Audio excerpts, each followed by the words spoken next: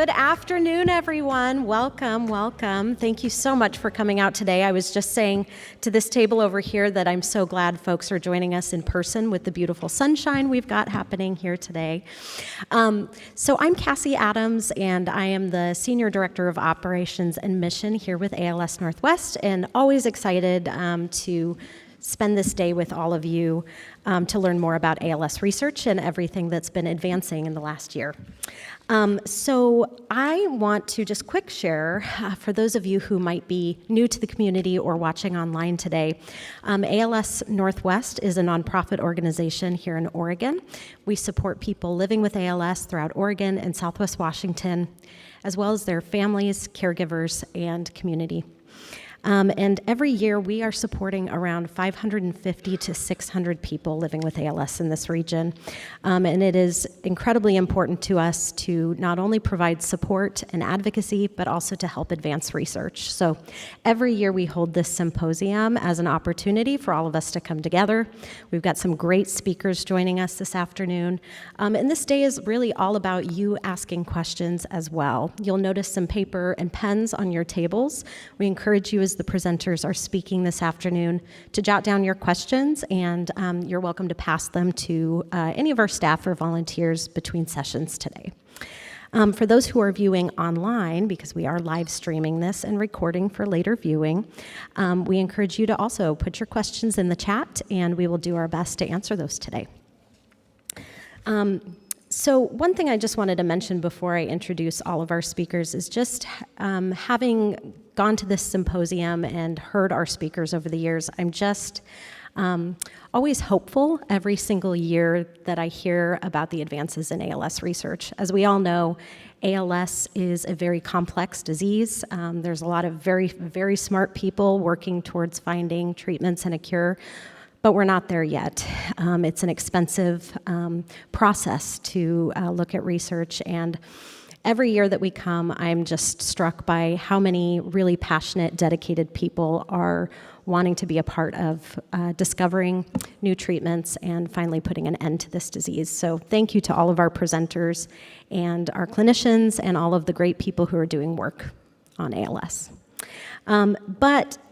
Even with those folks, it really does take all of us. It takes every single person in this room to amplify the needs of the ALS community.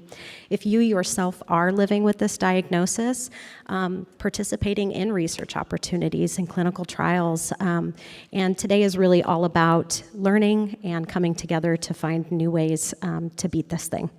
So, without further ado, I'd love to just share a little bit about our schedule for the day, and then we will go ahead and get started.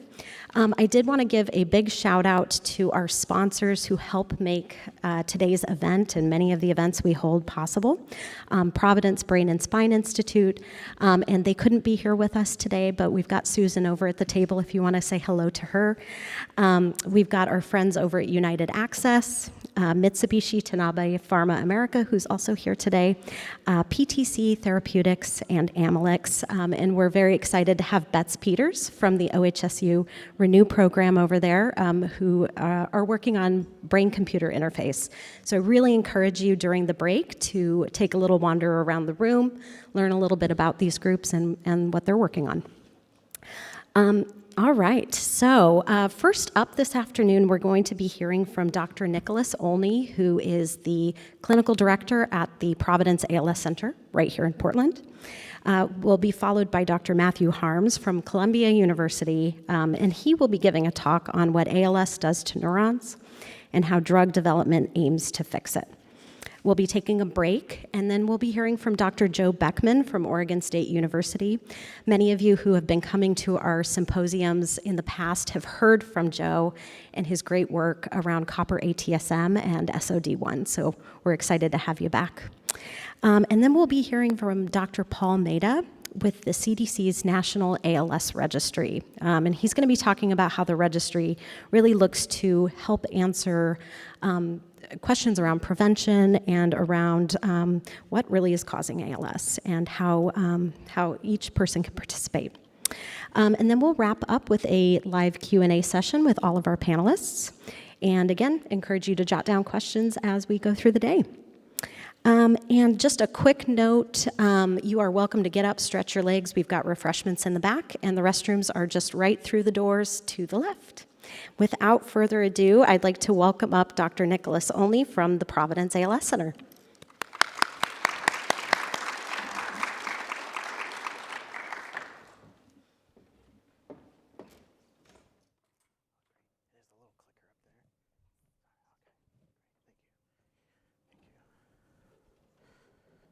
Hello, hello. Is my mic on? Hello? Hello. Is the slides on there?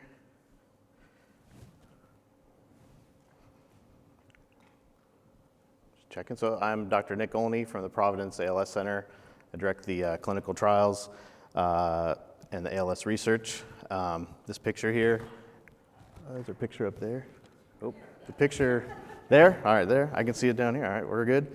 The picture here is a Black Butte, which was my dad's favorite place to vacation, both before he had ALS and when he had ALS. I always like to also share the story that Lance is the one who delivered the adaptive equipment so we could actually get into the funky cabin that we had there.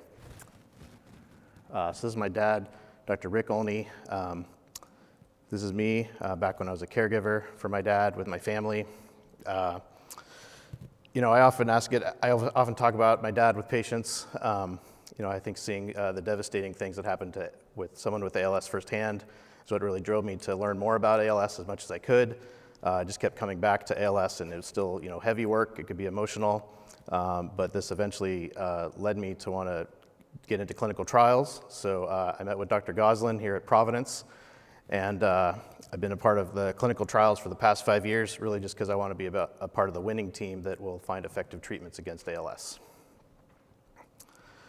Here are my disclosures. So I participate in the Avener Visiting Expert Program, presenting my work on pseudobulbar affect and ALS. I'm a PI for clinical trials. Also, I just want to give you a quick disclaimer that this is valid as of October 2024, but the field is rapidly changing. Also, I do kind of cover things at a rather quick pace, so I try to put the links on there just so everyone could look and take a little deeper dive later if they would like to.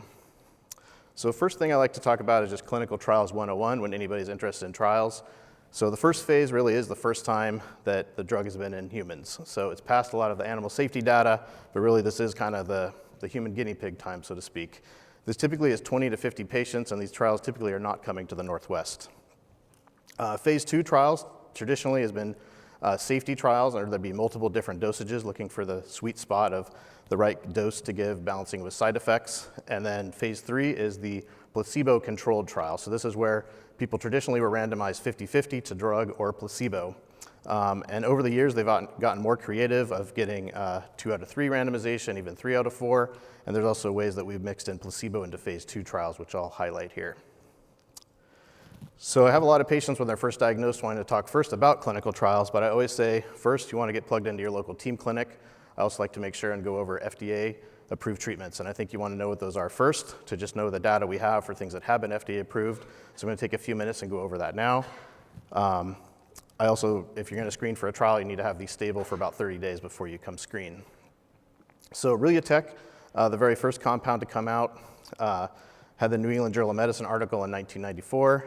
This is the main slide from that. So the top lines here are the patients on Relia-Tech, or Riluzole, and the bottom line is placebo. And this is basically a survival study that showed more patients on the Relia-Tech surviving longer than patients that did not. So patients on Relia-Tech at 1 year, 57 patients of 77, and those on placebo was 45 out of 78. They also broke it down out of bulbar onset and limb onset.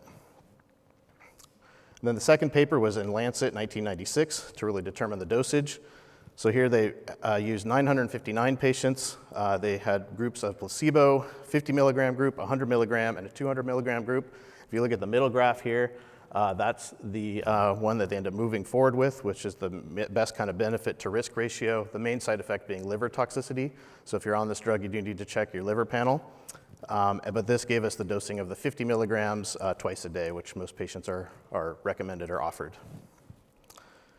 Then we've come up with the ALS Functional Rating Scale. This is a 48-point scale that captures different domains that are involved with ALS progression. So bulbar, upper limbs, lower limbs, respiratory symptoms. I think one of the best uses of this has actually been the study in Radicava that they did in Japan. So the very first study, they did a big group, and it was hard to show the benefit, but they did see a small select group that looked like it was responding. So they actually repeated that trial in Japan and showed with the ALS-FRS at 6 months about a 30% difference.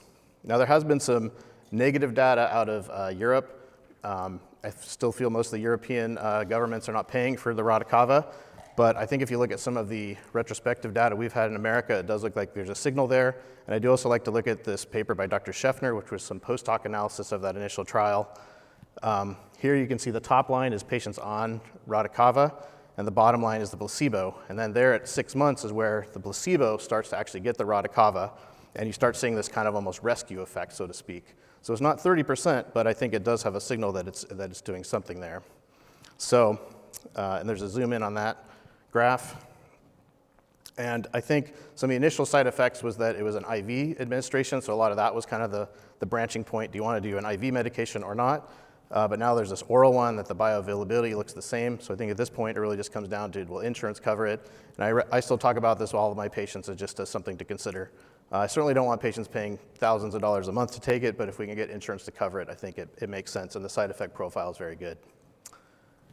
And then the last FDA-approved treatment, tofersen, is a genetic treatment. So it's for patients that are positive for SOD1. It's only about 2% of all of ALS. It is monthly intrathecal injection, so that's monthly lumbar punctures where you have to push the medicine in over 2-minute push. So you only want to probably do that if you have this mutation, but there's very good data. I'm actually going to go over that last just because I like to leave on a high note. I also, Dr. Harms, who's here in the audience, invited me to be a part of this ALS Genetic Testing and Counseling Guideline Expert panel. I like that title. And basically now, because of these genetic treatments, it is recommended that anybody with ALS at least be offered and consider genetic testing.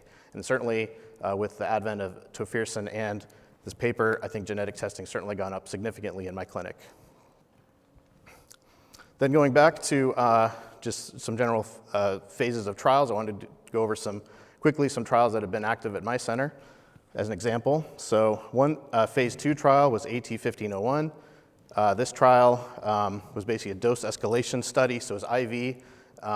Basically, if the safety of each dose went up and it passed, they would raise the dose.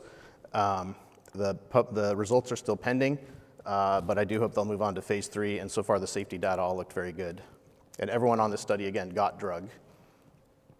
This was another phase 3 trial, Courage ALS. It was a very popular trial. It had some good phase 2 data. It had a muscle-based mechanism. Unfortunately, it was shut down to futility, but it was the 2-to-1 randomization of drug and placebo. But this is just an example, again, of kind of a unique phase 3 design. And then the Healy platform trial, I've been presenting data on this for the past 5 years, but this is one of the unique clinical trial designs that I'm going to go over here for a few minutes. So again, I would call this kind of a unique phase 2 trial design. So I'm going to first go over how we do a traditional trial. So we typically build the stadium, we run the race for 1 to 3 years, probably like 2 to 3 years, then we break the stadium down, we analyze the data. Here at the Healy platform trial, we build a giant stadium that stays perpetually open, and we're running multiple races at the same time. One of the advantages of this is that we can actually pool the placebo, which patients tend to like, because you get a 3 out of 4 chance of being randomized to active drug. It also can cut cost by 1/3 and time in half. To get into the Healy trial, people first have to screen to get into the master protocol. That typically has been screening within 36 months of first symptom onset and the forced vital capacity greater than 50%. Then patients would then screen to the actual regimen, and that's when they'd be randomized to active drug or placebo. Again, 3 out of 4 chance of getting in. I think one of the advantages is that, again, that you can get the randomized to more active drug. I think one of the downsides is that if you really like one regimen, you're not guaranteed to get that. It is random what you get assigned to. But it's actually been a very popular trial. Oh, and then I would also add another advantage of this trial is that at 6 months, you actually do get on active drug. They're looking at primary endpoints of the ALS Functional Rating Scale, also looking at slow vital capacity, handheld dynamometry, survival, and then specific biomarkers for each regimen. There's also ways you can donate DNA to the Harvard Biorepository, as well as they're looking at a new kind of digital biomarkers in the remote setting. So this is the very first slide I presented about 5 years ago. Here the companies are on the left, the compound is in the middle, and the actual mechanism is on the right. Since then, we've actually increased to 7 regimens, which I'll give you a quick update on here now. So the very first trial regimen A was unfortunately shut down to futility. Regimen B and E were negative trials. They were still good trials, but negative. And regimen C and D is where we have some signals, and they were considered good phase 2 trials that are moving on to expanded access, and both companies have announced plans to move on to phase 3 trials. So for regimen C, this is a CNM-AU8. It was a liquid gold particle. It uses the NAD catalyst and an ATP production. They used 2 dosages, 30 and 60 milligrams, used it 120 people pooled on drug versus 164 in the shared placebo. The ALS functional rating scale, unfortunately, was not significant at 6 months. However, they had some signals in survival in the exploratory endpoints. So there's a reduction to time to clinical events for PEG, trach, death, or death equivalent in the 30 milligram group. And again, they're planning to move forward to a phase 3 trial and have announced an expanded access that was open here in Oregon and filled very quickly. Then for regimen D, this was predopidine, which is a sigma-1 receptor agonist. It is predicted to reduce cellular stress, inflammation, and enhance clearance of toxic proteins. Here there's 120 patients on drug. There's a single dosage of 45 milligrams twice a day. The pool of placebo was 164. Unfortunately, no difference in the ALS functional rating scale at 6 months, but there was a significant signal in exploratory endpoints and subgroup analysis of the ALS functional rating scale. So here, in the exploratory endpoints, these are some of the ones I was talking about in speech. They showed the patients on drug compared to placebo had less changes in speaking rate, articulation rate, phonation, and articulation precision. Also in subgroup analysis, there's a trend for stronger effects in starting drug within 18 months, as well as those with clinical diagnosis of definite ALS. So here to just kind of go over this slide, this bigger is better. So this is change from placebo. So this is basically everyone, but then this is the less than 18 months in the middle, and then definite and less than 18 months graphed on the far right there. We also see that a similar trend in the respiratory subscores as well as the bulbar scores shown here. Also, some post hoc analysis showed reduction in neurofilament in the fast progressing participants, and this is the first time I've mentioned neurofilament in my talk. So neurofilament is really thought to be kind of a surrogate for neuronal death. So if we see a lowering of that or a more significant signal, that's thought to be a good thing. So Prolinea has announced expanded access and planned for a phase 3 trial. And then the last 2 regimens, F and G, they're both actually targeting the integrated stress response. One is designed by Calico AbbVie and the other one Denali. And I do actually have a video, if we could show video 1, that I think goes over this mechanism quite nicely. ALS, or amyotrophic lateral sclerosis, is a progressive disease caused by degeneration of the motor neurons. Located in the brain and spinal cord, these motor neurons communicate with our muscles, controlling their movement. When no longer stimulated, muscles progressively weaken. First, gripping objects becomes hard. Eventually, patients lose the ability to speak, eat, move, and finally breathe. Deterioration is rapid. Most patients die within 3 to 5 years of diagnosis. ALS affects approximately 30,000 people in the US and an estimated 500,000 people worldwide. 10% of cases are hereditary. There is no known cure and only a few approved medications in the US and Canada available for treatment of the disease. Calico Life Sciences has been researching the integrated stress response, ISR, and its relationship with TDP-43, a protein found in the pathology of the majority of ALS cases. Hardwired in all cells, the ISR is a reversible signaling pathway that allows our body to cope during times of cellular stress. When switched on by a variety of stressors, this coping mechanism stops the translation of mRNA into essential proteins by inhibiting the eIF2B complex. The stressors also trigger the formation of stress granules, which trap the untranslated mRNA and TDP-43. In normal functioning cells, this coping mechanism is short-lived. However, if the ISR stays on for a very long time, the cell's unable to produce essential proteins, and stress granules continue to form. It is thought TDP-43 in stress granules leads to insoluble TDP-43 aggregates, which are a hallmark of ALS.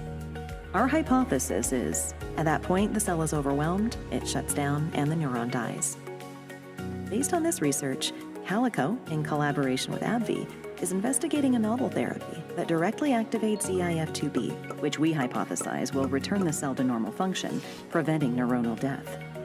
It is our hope that this novel approach may help patients with ALS.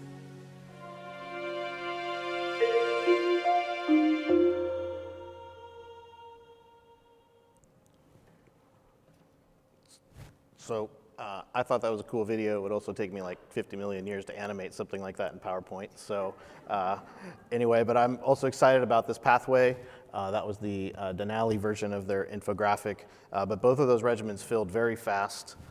And we're basically just waiting for results. We're currently in data lock in the next month. So I think we'll know results probably in a matter of months for if this is a good rational target. If anything, we actually filled so fast we weren't able to screen all the patients that were interested here in Oregon, which was kind of a bummer. But we're waiting for our next regimen to open, and we're waiting for results from this. Also this time, I did want to talk about expanded access programs. So this is for patients who typically aren't eligible for clinical trials. So again, it's for patients that have symptoms greater than 3 years or forced vital capacity less than 50%. Also, typically patients can't be qualified for hospice or on event. The rules can change, but this is patients getting definite drug and there's no placebo. And so I'm actually very excited that at Providence we're going to be moving into cell-based therapies. And Dan Fowler, I actually met him 2 years ago in this very room when he presented early findings of the phase 1 study at Harvard. I basically said, if you're ever going to be coming to the Northwest, let me know and hit me up, and he did. So him and James Berry from Harvard got together and they put together an NIH grant, a U01 grant. We wrote a letter of support for them and they actually got the grant. So we are now chosen as one of 10 sites to expand this expanded access program of cell-based RAPA-TREG cells. I'll do my best to cover some of the cell biology, but it's pretty complicated, so I'll try to just hit the highlights here. And I'll show you a link to Dan's talk if you want to see more of that. But the theory here is that if you look at slide, or number 1 here is a dying motor neuron. Typically this will trigger a pathway of pathogenic T cells coming in to try to attack that and clear that. So the inflammation levels are thought to be very high, and these RAPA cells, what they do is they actually interact and turn down that pathogenic T cell. So what would it be if someone actually wanted to be on this therapy? It basically would be like giving platelets, so the cells have to be harvested. They're then sent back to the to RAPA, and they actually do some proprietary things to the cells where they actually do this kind of form of starvation. They also put them under rapamycin stress using the mTOR pathway and use some epigenetic reprogramming is what they've said.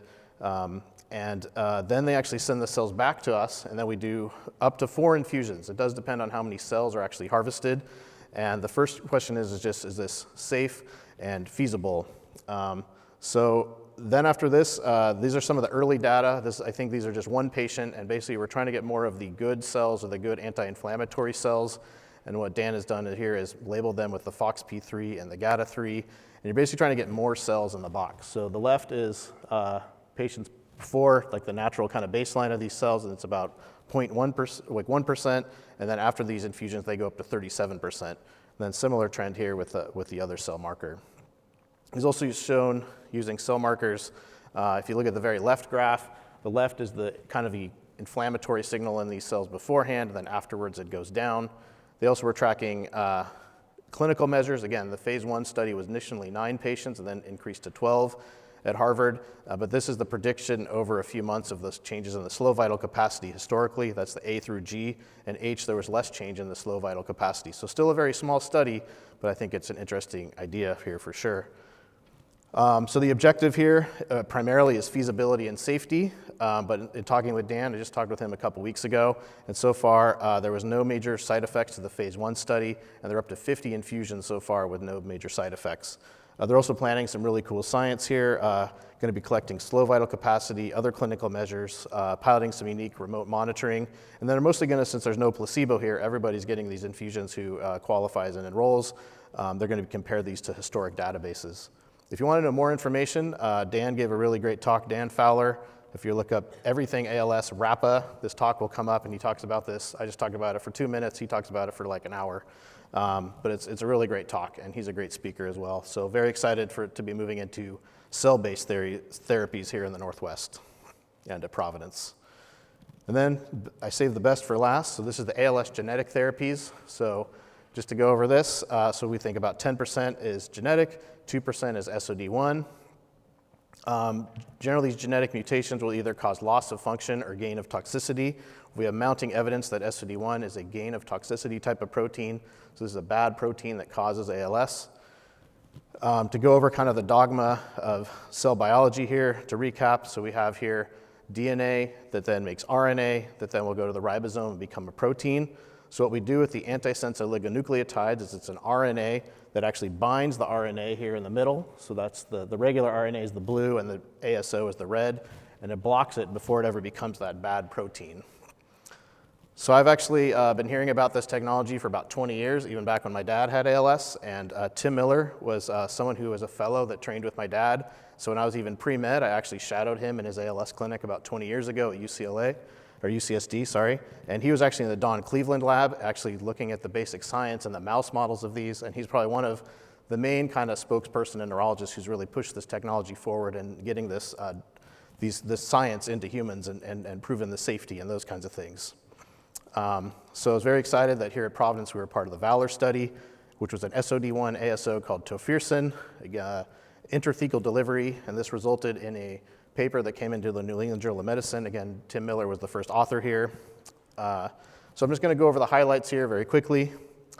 But basically the groups were well balanced between usage of Rilutek and Radicava. It was 108 patients, 72 getting tofersen early, 36 patients getting them as a late start. So to show this, this is basically the concentration of SOD1 in the spinal fluid. Red is the early start and blue is the late start. So as we can see, the patients at red, basically at about 12 weeks, the SOD1 protein level goes down in the spinal fluid and it stays down. And then the blue has a similar trend that once they start on the tofersen, it goes down at about 12 weeks and looks to stay down. We also look at neurofilaments, so again, a surrogate for neuronal death.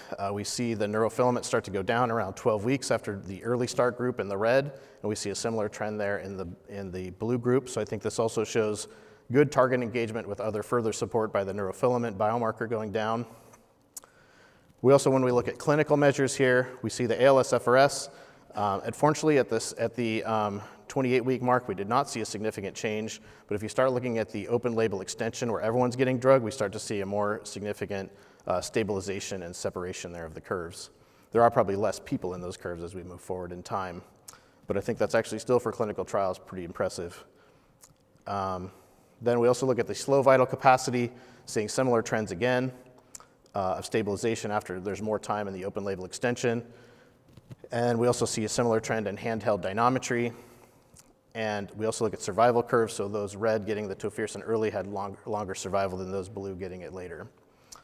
The main side effects end up being procedural pain and headache. Both of these are common for lumbar punctures. There's also some more rare side effects of myelitis, radiculopathy, papilledema, to name a few. But I can say, at least as we've rolled this out clinically, I think most patients tend to tolerate it if they can tolerate those initial LPs.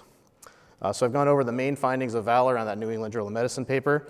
But then after more of a signal in that open label extension data, patient advocacy, tofersen was approved on April 25th, 2023. And I did want to show that video too. And so we are actually we were able to do the first clinical drug in America here at Providence.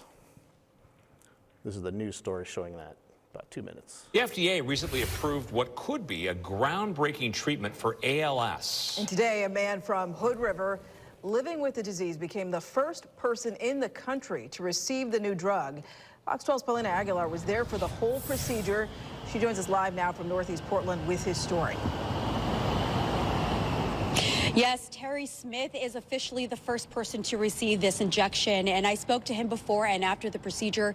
He was in great spirits the whole time. He was very calm, and of course he was a little scared because this medicine is so brand new, but he told me that this is just a positive step in the right direction. Terry was diagnosed with ALS in November 2021. It's just hard to maneuver around.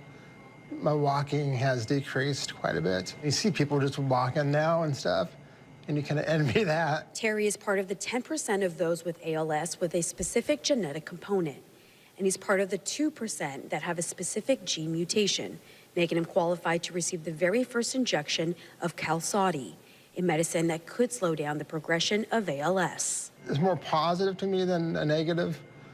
You know, I'm just ready to do this and make the most of it. And you will feel a little sting with this, okay? First, they must take out the spinal fluid to prevent any headaches later on. All right, Terry, it's happening. Then inject the medicine. As you inject it into the spinal column, and then the SOD1 protein, it stops the production of that so that it decreases the amount of that in the spinal fluid. Doing good, doing good. Oh, it's amazing. It's just, I feel so honored, really, you know. I know there's been a lot of test trials that have gone on to get to this point. And Providence hopes to see a positive change in his next checkup. If we were to look at the spinal fluid itself, we would see that the SOD1 protein and the neurofilament concentration were both lower. Though there is no cure for ALS, this is a step in the right direction. And I really have faith in the science of it all, and I'm willing to take that chance to see what happens. And this medicine will buy him more time with his family. I have an RV that I've been traveling around in and stuff, because I'm not going to allow ALS to stop my life. What are some of your summer plans for next year, your bucket lists?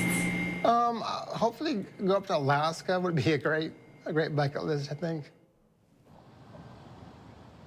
Providence tells me that they expect more people to receive this injection later this year. Reporting in Northeast Portland, Paulina Aguilar, Fox 12 Oregon. So I think that's a pretty cool news story myself. But I have to give full credit to my ALS nurse practitioner, Lauren Brown, who really had a lot of the extra bandwidth to get through all the barriers, and we've actually been pretty successful. I think we're up to about 5 or 6 patients getting this now. In the video, you could also see my clinical partner, Dr. Tracy Bazan, doing the lumbar puncture. And I was the prop hand holding the bottle there. I think there's also some very exciting unpublished data, people having some significant slowing down on this drug. I'm still waiting for more data to come, but I certainly think we're in a new era these days. I also think it's a very exciting time to be in clinical trials. You know, I'm with you that I'd rather not see so many downward trends and much more kind of stabilization, but I think as other people in the field, I think we might be in kind of the early days. Like if you think of when the HIV, we had some drugs that had some maybe small or modest effects, but when we start getting cocktails of drugs, that's when we can make a significant difference. I also want to thank all of our patients and families who've actually contributed to this research. We wouldn't be able to do this ALS research without you. And I do hope that we can make our ALS centers of excellent ALS treatment centers in the future. So with that, I'd like to thank you for your attention. And I do actually have a final picture here. So this is a shout out to Al, who's come to all my talks for the last 5 years. He's there in the back. And he always tells me I need to go down to Powerland and take a tour. So me and my son went, and him and his wife Judy are giving us a private tour of the Powerland Museum that he's a part of. And it was a great experience. He's kind of like the mayor of Powerland there. So anyway, thank you very much for your attention.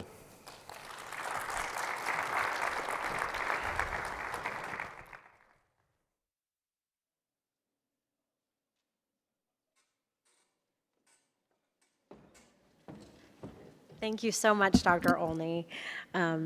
So next up, I would like to introduce Dr. Matthew Harms, who is the Associate Professor of Neurology at Columbia University. Matthew Harms is, was trained at UCSF and Washington University in St. Louis, where his research identified genes responsible for several neuromuscular diseases. Now at Columbia, Dr. Harms leads efforts using genomic technologies to advance precision medicine for ALS. Welcome, Dr. Harms.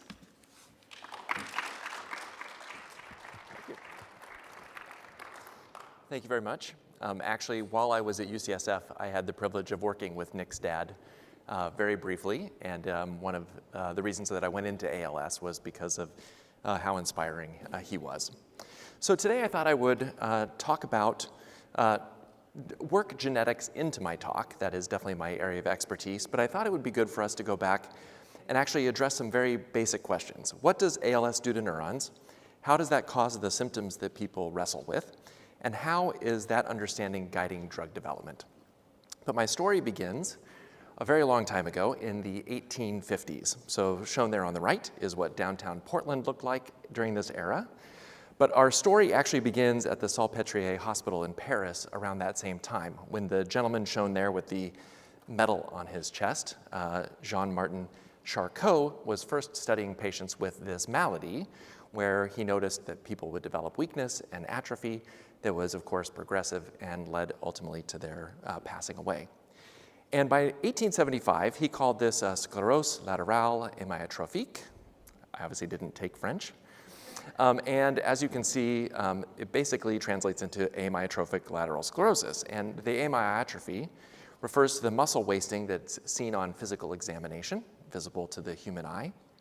And the lateral sclerosis actually refers to scar tissue that develops on the motor tracts of the spinal cord, which you can see either on autopsy or under the microscope. And I just want to point out that all the way back in 1875, he was able to describe the fact that bulbar onset and limb onset were probably part of the same disease process. And he also recognized that there were some situations where it was heritable, and this seemed to be running in families. So just briefly to go over the constellation of the ALS symptomology, because I think that sets the groundwork for understanding the neuronal problem that underlies it. You'll appreciate here a human. Actually, this is how the pharmaceutical company views all of us, as basically a cross-sectional human with a mouth to force some pills into. But as you probably know from either your family member or from your clinic, that upper motor neurons are often involved. Those are the ones that are shown in red there. And when they are dysfunctional, it gives rise to something called pseudobulbar affect, or spasticity, which is slowness of movement, and then increased or brisk reflexes on physical exam. The other group of neurons that are involved are the lower motor neurons. These live in the brainstem and spinal cord. And when they deteriorate, this gives rise to fasciculations and twitching, eventually to atrophy, muscle wasting, and weakness. And increasingly over the last 2 decades or so, we've recognized that although we call this a motor neuron disease, there are lots of other types of neurons that can become involved, including those in the cortex, kind of up at the front of the brain, which can give rise to some dementia-like symptoms. The dorsal root ganglia, which are the sensory neurons along the spinal cord, which can give rise to numbness. And then even in the very center of the brain, in a region called the basal ganglia, which can give rise to kind of Parkinson's-like symptoms. And in every ALS patient, the mixture of these different types of neurons that are involved vary. And so if somebody has all upper motor neuron dysfunction, we call that primary lateral sclerosis, or PLS, which takes place in about 5% of people coming to our clinics. If only the lower motor neurons involved, we call that progressive muscular atrophy, and that is probably around 10% of people followed in ALS clinics. And then there are even some individuals who only have the cognitive problems, the dementia from the frontal executive neuron dysfunction, which can be present in about 7%. And then, of course, if there are mixtures of all of these, we call that ALS, and that's kind of the classic disorder that was described by Dr. Charcot so long ago. So what I'd like to do now, because upper motor neurons and lower motor neurons are such a fundamental part of ALS, is go into those in a little more detail. And I promise this is going to take you back to high school biology, but you're going to be able to follow it. And if not, raise your hand and I'll go back over some of the concepts. So here is another cross-section of the human brain and spinal cord. The upper motor neurons are shown in red and the lower motor neurons in green. So there are about 125,000 upper motor neurons in the average human. Sometimes we call these BETZ cells, B-E-T-Z cells, and they live up in the cortex of the brain, which is basically up here.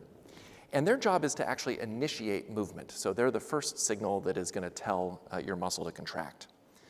Those neurons run all the way down through the brainstem and into the spinal cord. And so some of them, the ones that are going down to the base of your spinal cord, can be almost a meter in length, depending on how tall you are. Their job is to tell the motor neurons when to fire, and the lower motor neurons are supposed to sit there doing nothing until they're instructed by the upper motor neurons to do their job. The lower motor neurons are slightly more numerous. There are about 180,000 in the average human.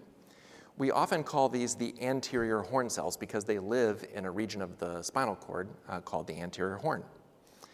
There are roughly a third of those 180,000 neurons that run your speaking and swallowing muscles and the strength muscles of your face. A third of those neurons going out into your arms and into your rib cage and the muscles in between there. And then a third of them basically running your lower extremities and hip muscles. And so there's 1/3, 1/3, 1/3, which is probably why when ALS presents, about a third of people have onset with speaking and swallowing problems, a third have onset in their arms, and a third have onset down in their legs. Their sole job is to respond to the upper motor neurons. They're supposed to stay quiet and do nothing until instructed by the upper motor neurons to fire. And they are also very long. So the ones that are located in the very lower portion of your spinal cord actually extend all the way down to your big toe. And so in some people, that's also about 1 meter in length. And again, their job is to tell the muscles when to contract. And the muscles are supposed to stay quiet until they're instructed by the motor neuron to contract. And you can see that in this illustration.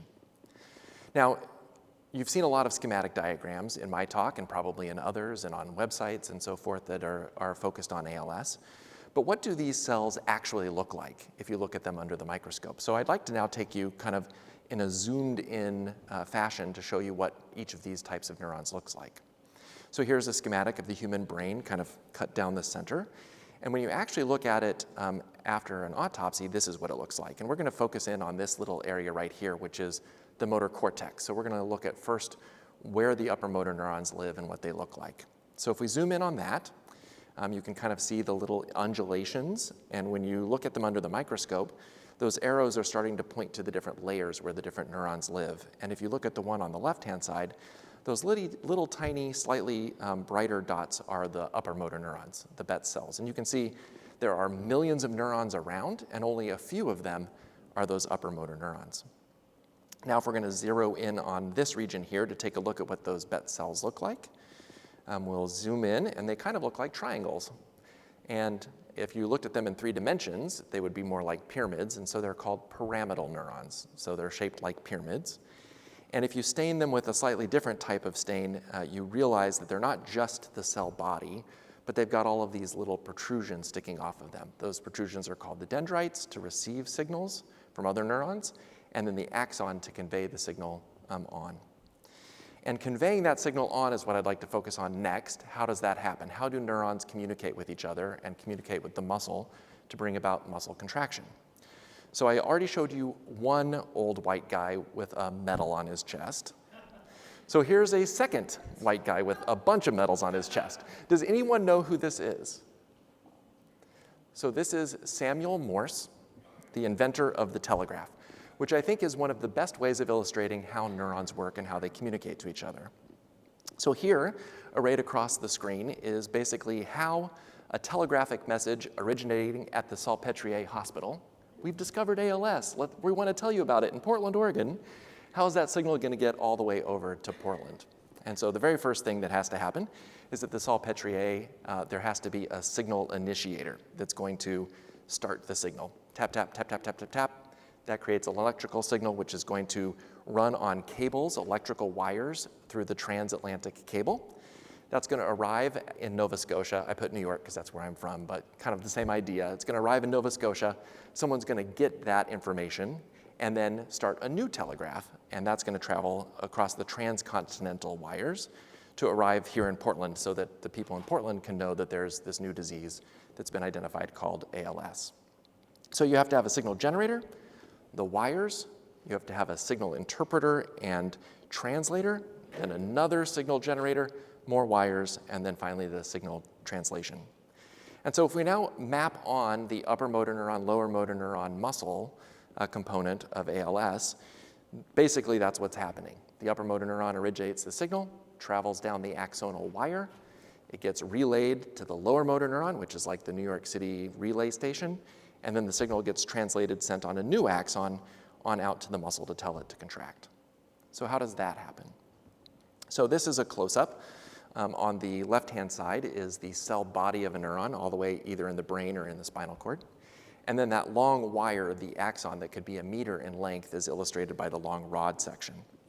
And so when the neuron needs to fire, it basically does exactly what the wires do with Morse code, like electricity passes down them.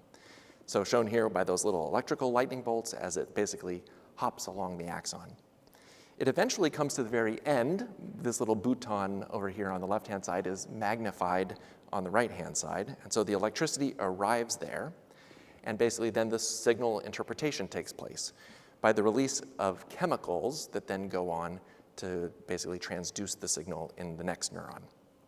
So if you take a look at this, it's called the synapse where this takes place. Shown in the upper portion is the upper motor neuron, and then it's basically relaying it to the lower motor neuron, in this case, using a chemical called glutamate. And this glutamate transmission is actually where riluzole is working, by inhibiting the amount of glutamate that's basically transmitting from the upper motor neuron to the lower motor neuron. Now, when the upper motor neurons deteriorate in ALS, you no longer have that glutamate being released, and the lower motor neuron is just allowed to do whatever the heck it wants. And that's a bad thing, because it tends to just start firing whenever it feels like it. So instead of being tightly controlled by the brain, it's doing its own thing. And that leads to spasticity. That's when people have bulbar symptoms. The slowness of speech is coming about because there isn't that fine-tuned control from the upper motor neuron. And then on physical examination, we get big reflexes, big jump of the arms when hit with the reflex hammer. The same type of a synapse idea takes place between the lower motor neuron and the muscle as well. And so I'll just change the labeling. So we've got the neuromuscular junction, which is where the lower motor neuron now communicates electrically with the muscle itself. And instead of using glutamate, it's now going to use a chemical called acetylcholine to convey the signal onto the muscle, and then the muscle is going to contract. And so if you don't have the lower motor neuron to tell the muscle what to do, the muscle can't contract, and so it's weak. And if you don't have the signals coming from the lower motor neuron to tell the muscle to stay vigorous and inflated, essentially, it starts to atrophy. And so you start to see weakness and atrophy when the lower motor neuron deteriorates. So that's what our neurons are and how they communicate and how they lead to muscle movement and important functions in our bodies.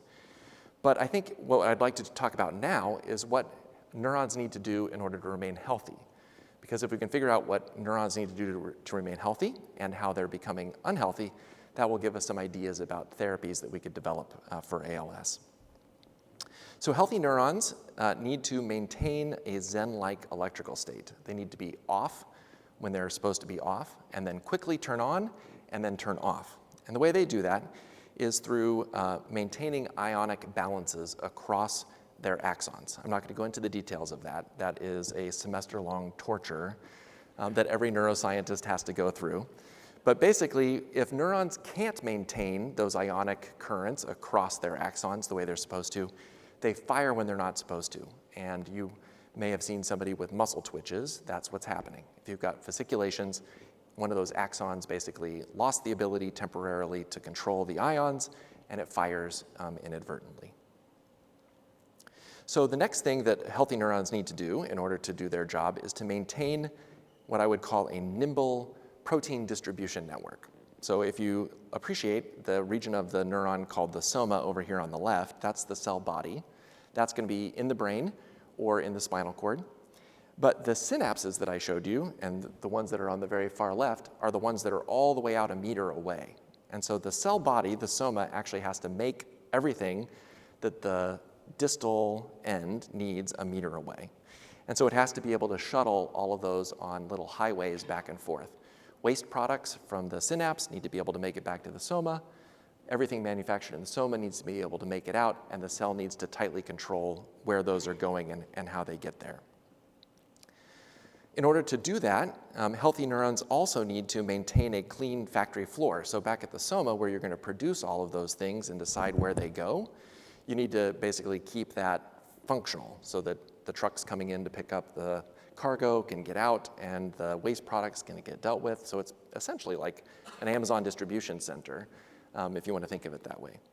And so you need to have all of these different components of the cell fully functioning and working together unobstructed in order for that to happen. And of course, it has to be very tightly controlled by something, by the manager of the factory. And in this case, the manager of the factory is the nucleus where the DNA lives, and the DNA turning on and off to basically regulate all of the things that need to take place in the cell. And then I'm really glad that Nick showed that amazing video about the integrated stress response, because the fourth thing that a healthy neuron needs to do is that under the inevitable stressors of life, heat, starvation, aging, the cell needs to be able to halt routine function and basically say, hey, wait, we need to stop making new stuff. We need to basically deal with this stressor and then go back to it after it's done. and that needs to be appropriately timed so that it doesn't go on for too long and so that it handles its business and then gets back to normal functioning. So which of these things that healthy neurons need to do go wrong when faced with ALS? And the short answer is all of them. So as we've studied animal models of ALS, as we've looked in the autopsies of people who have succumbed to the disease and looked to see which proteins are on and which ones are off, it's become clear that essentially all of the functions that a cell needs to do are impaired in some fashion and in some cases of ALS. So we have abnormalities of the glia, which are cells that support the neurons. We have abnormalities of glutamate. There's too much glutamate. We call that excitotoxicity. There's disintegration of the insulation that goes around the wiring and of the axons. There's deterioration of the neuromuscular junction synapses, among other things. And then, like the video that Nick showed, there's this abnormal integrated stress response where the cell is under strain and it basically overproduces the stress response, doesn't know how to turn it off, and bad things come about. I'll show a couple of things related to that in just a moment. So we already have tried many different types of medications that have been spurred on by knowing about these types of dysfunction. So for example, we thought to use riluzole and put riluzole in clinical trials because we thought it might interrupt this excitotoxicity problem. For oxidative stress, that's the reason why Mitsubishi Tanabe selected edaravone to try to interrupt oxidative stress. This list here are all of the anti-inflammation drugs that have been tried in ALS, trying to target the neuroinflammation that we know is present and abnormal. And then there are others. There's the pridopidine with its multiple mechanisms. There's the regimen F and G platform drugs for the integrated stress response that Nick was just talking about. And then there are others that have been recently in clinical trials or in expanded access programs that are working to tackle some of these other things that are dysfunctional. And finally, even some that are happening at the level of the muscle, like the reldesemtiv trial that Nick mentioned. The goal there was to allow muscles to contract more strongly and for longer, even when you had just a little bit of a signal coming from the nerve. But as we learn more and more about the things that are going wrong inside of ALS cells, it becomes easier and easier for us to find drugs that might undo some of that damage. And I think one of the things that I'm very excited about is the concept of high throughput drug screening. So this is just a schematic to kind of show how this works. So the idea is if you can find cells in a petri dish that are abnormal because of an ALS process, and you can put them on the far left there on something called a 96-well plate, so that basically there are 96 tiny little petri dishes. And if you have a camera that can detect the abnormalities that are being caused by ALS, then you can dump thousands of different chemicals into each one of those little wells. You can put one chemical, and you can see by video whether the cells live better or survive better or die less or something along those lines in a very, very fast fashion.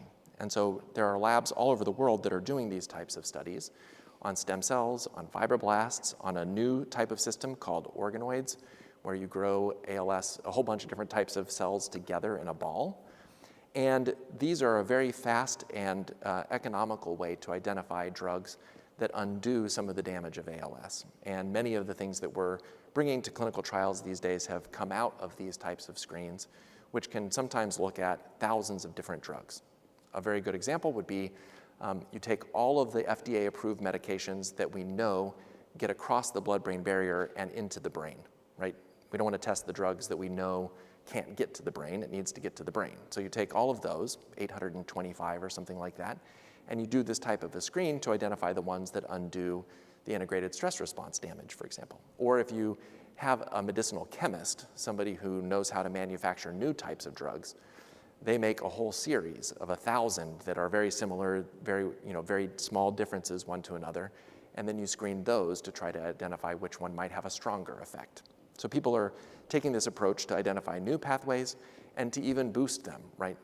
Come up with a better riluzole that might be very similar and based off of the riluzole structure, but have a stronger effect in this type of a screening. Ultimately, this will lead to some of the cocktail types of medication regimens that Nick alluded to at the very end of his talk.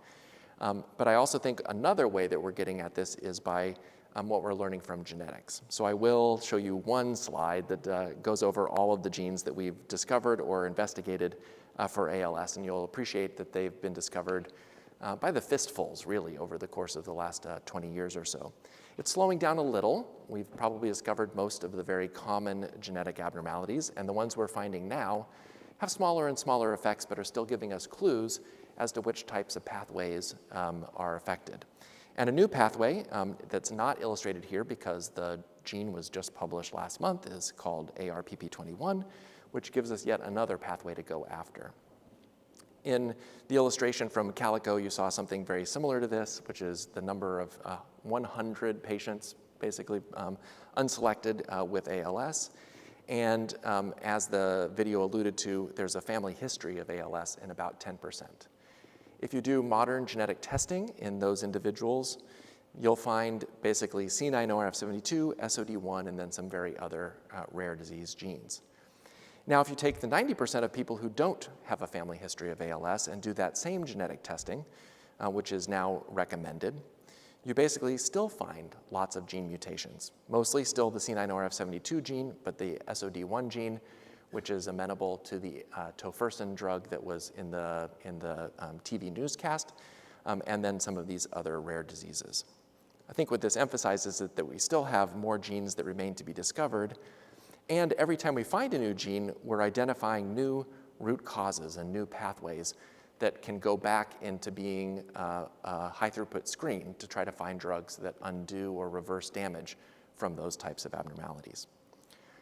I don't have to show this slide anymore because Nick covered how tofersen works, but there's an idea here that can be promulgated to other genetic abnormalities, and that is that you can selectively shut off genes using antisense oligonucleotides, or you can change the way those genes are pieced together from the DNA in an event called splicing. So you can delete portions of the gene or force the inclusion of portions of a gene. And we think that this will be a very effective way to target many different types of ALS gene mutations, not just SOD1. So here is a distribution of ALS in the last group of 5,600 patient genomes that I had the privilege of analyzing. You'll see basically that the C9orf72 gene accounts for the vast majority, followed by SOD1, TAR, DBP, and TBK1, and then they get rarer from there. The good news is that for this one, we have tofersen approved. And for this gene, the FUS gene, we have a clinical trial already in place. And then for TDP43, we have a program already in the works called Silence ALS at Columbia, and another one for C9. And basically, gene by gene, we're developing antisense oligonucleotides in order to tackle these. And I think this will be very successful. But as the bullet illustrates there at the bottom, what about gene-negative ALS, since that's the vast majority? Is there a way for us to use these genetic technologies to try to tackle ALS when we don't have a specific gene mutation? So that involves us going back and answering the question, what goes wrong in gene-negative ALS? And the good news is that it seems to be uniformly the case that 98% of people with ALS have this microscopic abnormality. So these are the neurons that I kind of showed you before, and they're not supposed to have big clumps of red stuff, like the arrow is pointing to in that second diagram. And in 2006, just as I was starting my fellowship, people discovered that if you stained for a protein called TDP43, you basically found those exact same clumps. So the major component of those clumps is a protein called TDP43. And TDP43 is supposed to be in the nucleus, but shown here, the little blue clumps are the nuclei, and that's where the TDP43, the brown stuff, is supposed to be located. And in ALS neurons, it's not. It's actually outside of the nucleus, and it's clumped. It's binding to itself almost like molecular Velcro or like a trash heap. And the TDP43 is in a different location than where it's supposed to be. So what does that look like from a schematic perspective? So this is a normal, healthy neuron. That's why it's green. It's happy. And you'll appreciate that TDP43, which is that protein that is abnormal in 98% of cases of ALS, is located in the nucleus.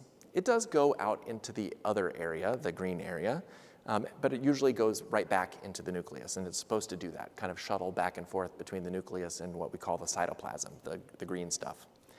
But for some reason in ALS, and it becomes an unhealthy neuron, and in this, as the diagram shows, the TDP-43 is actually now clumping up in the cytoplasm outside of the nucleus, and so it's absent from in the nucleus, but clumping up in the cytoplasm. What does that do? Well, when it's missing from the nucleus, it's unable to do its job as a regulator of gene expression. It is supposed to be selectively turning genes on and turning genes off at an appropriate time so the cell can do what it needs to do. It also is supposed to control how individual snippets of genes get glued back together to become a functional gene. And that's a process called splicing. And so if it's not in the nucleus, it can't regulate splicing. And then when it clusters outside the nucleus and makes these big clumps, it generates stress on the cell, triggering the integrated stress response that Nick's video talked about. It generates the oxidative stress that some of our medications try to tackle. It takes up space. It's like physically in the way for the cell having that effective shipping of molecules down the axon to the synapse and getting things back that it needs to deal with. And more importantly, we think that when these clumps leak out of a dead neuron, so the neuron dies and now that clump is outside, it gets taken up by the next cell over. And so now that cell has to deal not only with its own clump, TDP-43, but with the clump of the adjacent neuron, and that is maybe one of the ways that ALS spreads from body part to body part and gets worse. So as we've investigated this further, it's become clear that maybe one of the things that's really gone wrong is the regulation of splicing. So TDP-43 isn't there to make sure that the pieces get fit together. I won't go into this too much, but one of the proteins or one of the RNAs that gets misspliced is called UNC13A. When there's enough TDP-43 around, you get full-length UNC13A and you have enough UNC13A. UNC13A goes to the synapse, the very end of the neuron, and make sure that the electrical transmission happens the way it's supposed to. So if you have too little, you could imagine that that process isn't going to work the way it's supposed to. And that's what's happening over in those unhealthy neurons. The splicing is abnormal because the pieces aren't put together in the right order. There isn't enough of the UNC13A protein, and so the synapse doesn't have enough of it to do its job and contributes to deterioration of the neurons. A second splicing problem, and we're learning more about many of these. There are probably 50 that are important that are all going wrong in ALS neurons. In this case, it's with a protein called Stathmin-2, which also promotes neuronal survival. And so it gets misspliced. When it's misspliced, its levels go down. When its levels go down, neurons are more susceptible to strain and stress and other injuries and die more easily as well. And so the good news is that the same antisense oligonucleotide technology that is tofersen and the ones that we're developing for genetic ALS can undo these splicing problems. And so many companies are working to develop antisense oligos to basically put back the right order to the genes for Stathmin-2, UNC13A, some of these others that I alluded to, so that we can boost those levels in neurons. And this type of a medication should be functional and work in almost everyone with ALS, not just the rare few that have genetic mutations.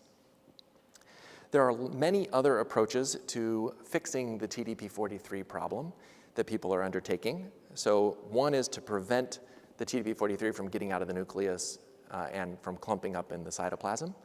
And that's the regimens G and F in the platform trial that are decreasing the integrated stress response. There are drug companies that are developing ways to break up those clumps. These are called disaggregases, to basically try to send the TDP-43 back into the nucleus that way. There are ways to block the TDP-43 from escaping the nucleus by blocking its exit route. There are ways to restore TDP-43 by introducing fake TDP-43, like little pieces of it that might safely do the different parts. And so all of these strategies are being approached or being worked on by drug companies, and I think all of them have a great chance of being instrumental in how we treat specifically ALS without gene mutations in the future.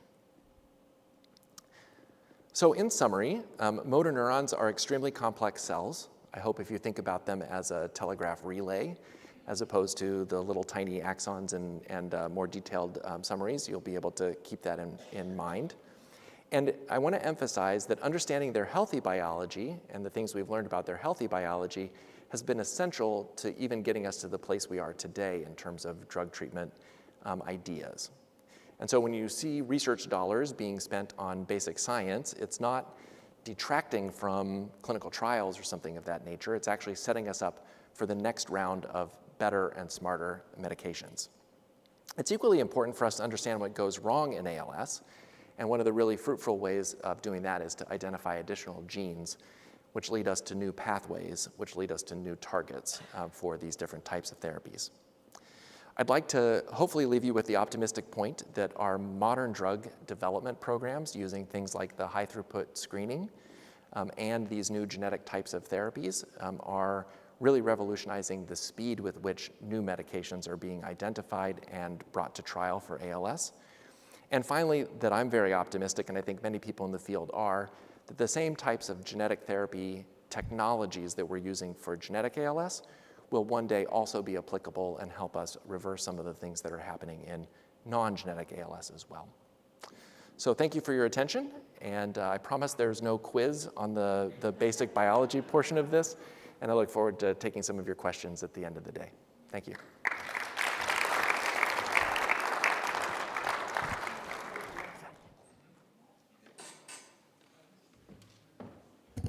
Thank you so much, Dr. Harms. We're going to take about a 15-minute break. Feel free to stretch your legs, grab some refreshments in the back. And we'll also be coming around to tables if you did write down some questions for the panel Q&A, so we'll collect those. And we will see you back here in about 15 minutes. Thank you.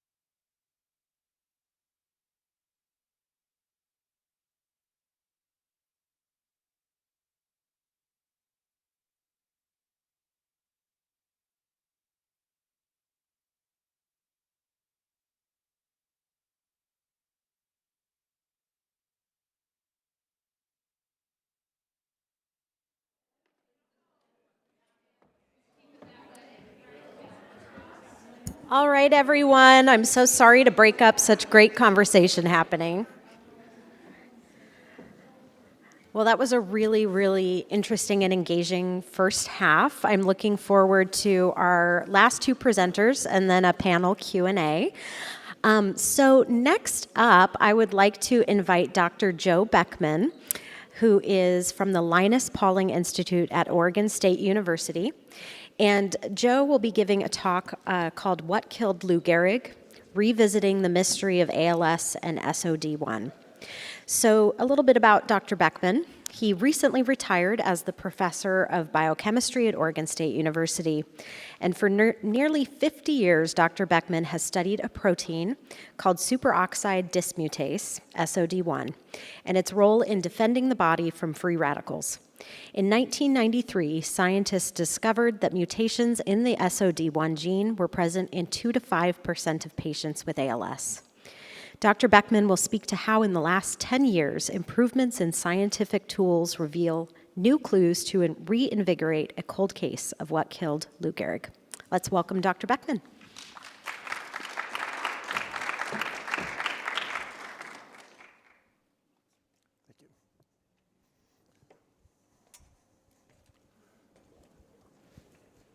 So, thank you all. Really appreciate the opportunity to come here. And unfortunately, last weekend when I was flying back, I had a cold, which turned out to be COVID. So I'm kind of hanging in the back. I was boosted the week before and with the newest booster, and still these new strains are really infectious. And it got me to think about just 4 years ago. So COVID made me close down my research program at OSU. It just was impossible to keep mice and everybody going. But there are some beautiful trails around Corvallis, and this is a favorite to go hiking on, and I'll explain a bit more about that. But the other thing that my wife and I did during that is we binge watched too many British crime shows. And there is a really favorite one called New Tricks, which is about 3 old retired detectives who got called back to solve cold cases. And in some ways, I feel like that's what I've been doing recently, that I've worked on ALS for 30 years and this SOD protein, and it's really a cold case. And I think we actually understood what causes ALS, which is a bold statement, and had a really good case for what was going on 25 years ago. But there wasn't enough evidence to really win the conviction, and it's kind of been dropped. So what I've started to do in the past year or two is to figure out how we can come back and reinvigorate it. Now, there's another part of this trail, and if you see the sign to the side, this is the Alan Throop Trail. So I moved from the University of Alabama at Birmingham to Corvallis to OSU in 2001 to work at the Linus Pauling Institute and started to meet patients in Corvallis. And Alan Throop was recently diagnosed with ALS, and he was really reticent to come up to meet people at this ALS group or association, which was embryonic. Lance had just started. So I drove him up and we became friends. And he was actually one of the leaders that created all of these trails, and this trail is named after Alan. So basically, this association, the work that this does, or ALS Northwest, is really important and for caring for patients, and I really appreciate the job that Lance and all the other people have done over the past 20 years building this. And we all desperately want to find a miracle drug that's going to cure ALS or stop the progression of ALS. But even if we get one that stops or slows it down very slowly, we're still going to need this type of association because it's not going to be a cure that reverses it. The disease will go along slowly. But I do think that there is a chance for having drugs that have really miraculous effects, and I'll get to that in a little bit. But to really understand what's going on, you have to come back and understand what's causing the diseases. So the modern era of ALS research really came about in 1993 when there was the first gene that was known to cause or shown to cause ALS was discovered. And it came because there were families who carried the gene, as you've heard about, and they worked closely with a number of clinicians to be able to complete a genetic search. And the amazing thing was that they discovered that it was a gene that's a common housekeeping enzyme, an antioxidant enzyme called superoxide dismutase. And it was a protein that I had been working on for 20 years. So that's how I got interested in ALS. It became a really major problem is to understand how could this enzyme be involved and cause a very selective disease. And so basically SOD defends against oxygen radicals or free radicals or oxidative stress. And that led, even on the newscast where I learned about the SOD gene being discovered on the national news, they said, oh, it's an antioxidant enzyme, so you might be able to treat the disease with antioxidants. Unfortunately, that hasn't been the case. But I had a pretty good idea as to what I thought SOD could be doing to cause the disease, and that's what we've been working on. So by 1997, we had actually made a lot of progress, and I'll tell you a little bit about some of the things that were going on. But the director of the National Institute that deals with neurological diseases came through and he went, I heard someone say the other day that free radicals killed Lou Gehrig, because there's actually a really good pushback against free radicals being involved in the disease. And there's reasons for it. And let me show you from a real expert, James Bond. So could you play the movie? I hope this works. This is a clip of a movie that came out while I was doing my PhD in 1983. Can you activate it? We're not. Too many free radicals, that's your problem. Free radicals, sir? Yeah, they're toxins that destroy the body and the brain, caused by eating too much red meat and white bread and too many dry martinis. Then I shall cut out the white bread, sir. Oh, you'll do more than that, 007. From now on, you will be suffering a strict regimen of diet and exercise. We shall purge those toxins from you. Shrublands? You got it. Have you got an assignment, James? Yes. Yes, Moneypenny. I'm to eliminate all free radicals. Oh. Do be careful. So there's free radicals, there's a very complex science, and there's a lot going on, and it's actually not well understood. But it's got a superficial view of this that is actually still much like this. I was fishing last week in Alaska, and my friends who are all retired professors were saying eating cranberries because it's full of antioxidants. Okay, but the truth is there are a lot of ways that we can make progress on this disease, and it does involve oxidative stress, but it's a heck of a lot more subtle than the general ideas that we're taught about. So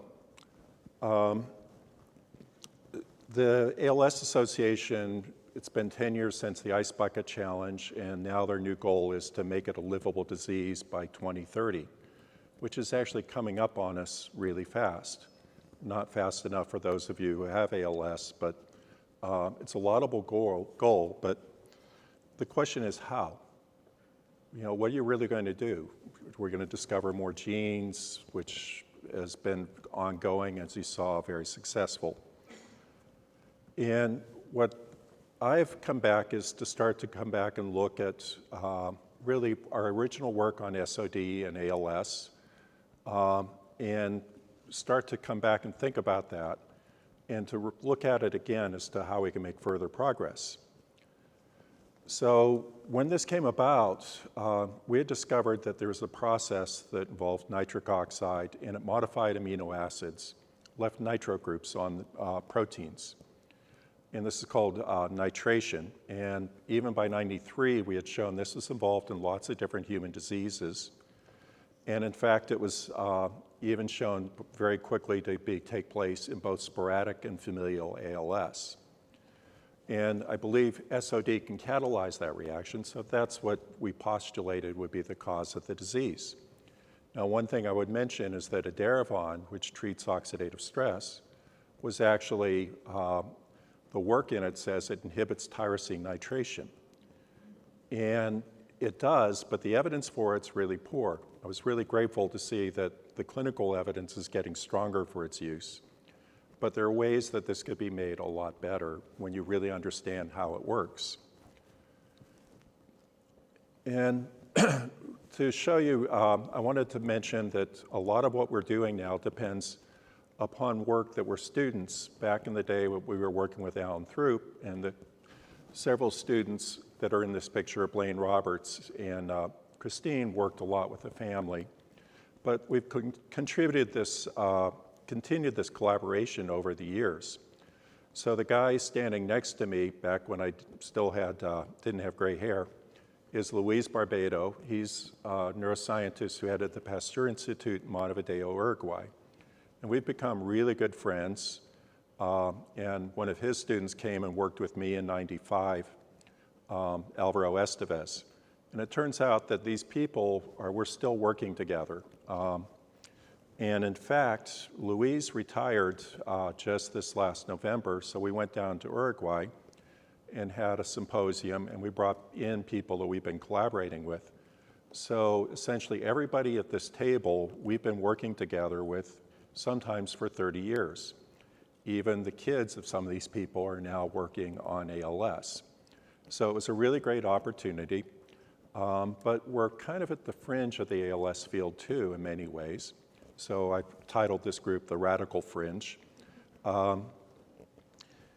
And one of the other issues is that nobody in this picture is actually funded to work on ALS anymore. We've all had really good careers, but we had to go work on things like brain cancer, chronic pain, and so forth, because the ideas are kind of outdated or considered and became very hard to get funding. So we've seen what ALS is, but I wanted to show this diagram that came from Wikipedia. So the yellow are brains, brain cell or the brain, but the blue are the wiring diagrams, those telegraph wires that Dr. Harm told us about that irradiate out and carry signals to the body. So there are now 83 billion neurons is the best estimate in the brain. And I rounded the number up to 200,000, but 180,000 is the better estimate of the number of motor neurons. Those carry the signal out that cause the movement of every body. Now, the upper corner shows a cross-section through the spinal cord, and the large cells, those are motor neurons, the bodies of the motor neurons. But one of the key things to consider is the long wire. So there's a purple line coming down. That axon in the neuromuscular junction is what makes motor neurons so unique.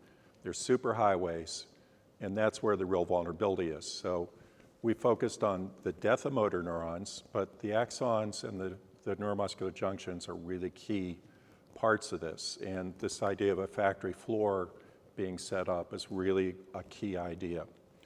Okay?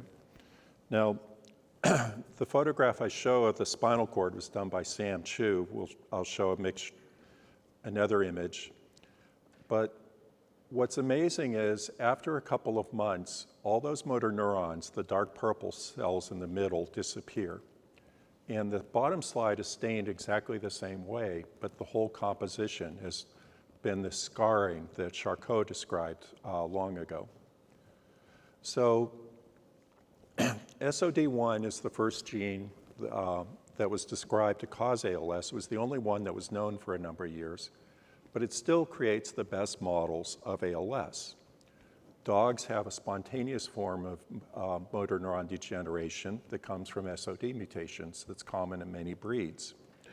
The mouse is the most successful model of neurodegeneration around that carries the SOD gene. But it also causes the disease in pigs, rats, fruit flies, nematodes. SOD can do really bad things to motor neurons, but we still don't know exactly why. So we want to go after this cure the disease, have a treatment in 30 years. And one of the things I've learned is having to run a company for the past couple of years was you have to pick one direction. And I firmly believe that the direction to go after is focus on SOD1. That's the North Star. And I will take exception or that Dr. Harm talked about all the different mutations that are being discovered. That's kind of where the whole field is going around and round and round. And we've abandoned working on SOD1 because we've reached an angle of repose. Nobody can agree what it does, and so we just leave it there. So SOD1 was discovered by Erwin Friedovich in the late 60s, and he was on my PhD committee, and a brilliant scientist, and we thought we knew almost everything about SOD in the 80s. One of my fellow graduate students at Duke worked out where every atom is located in SOD, and we really knew how it worked, we thought. So we were in shock in '93 when mutations were discovered that are linked to ALS. And so there's a couple of problems. There are now 200 different mutations, and they all cause the same disease.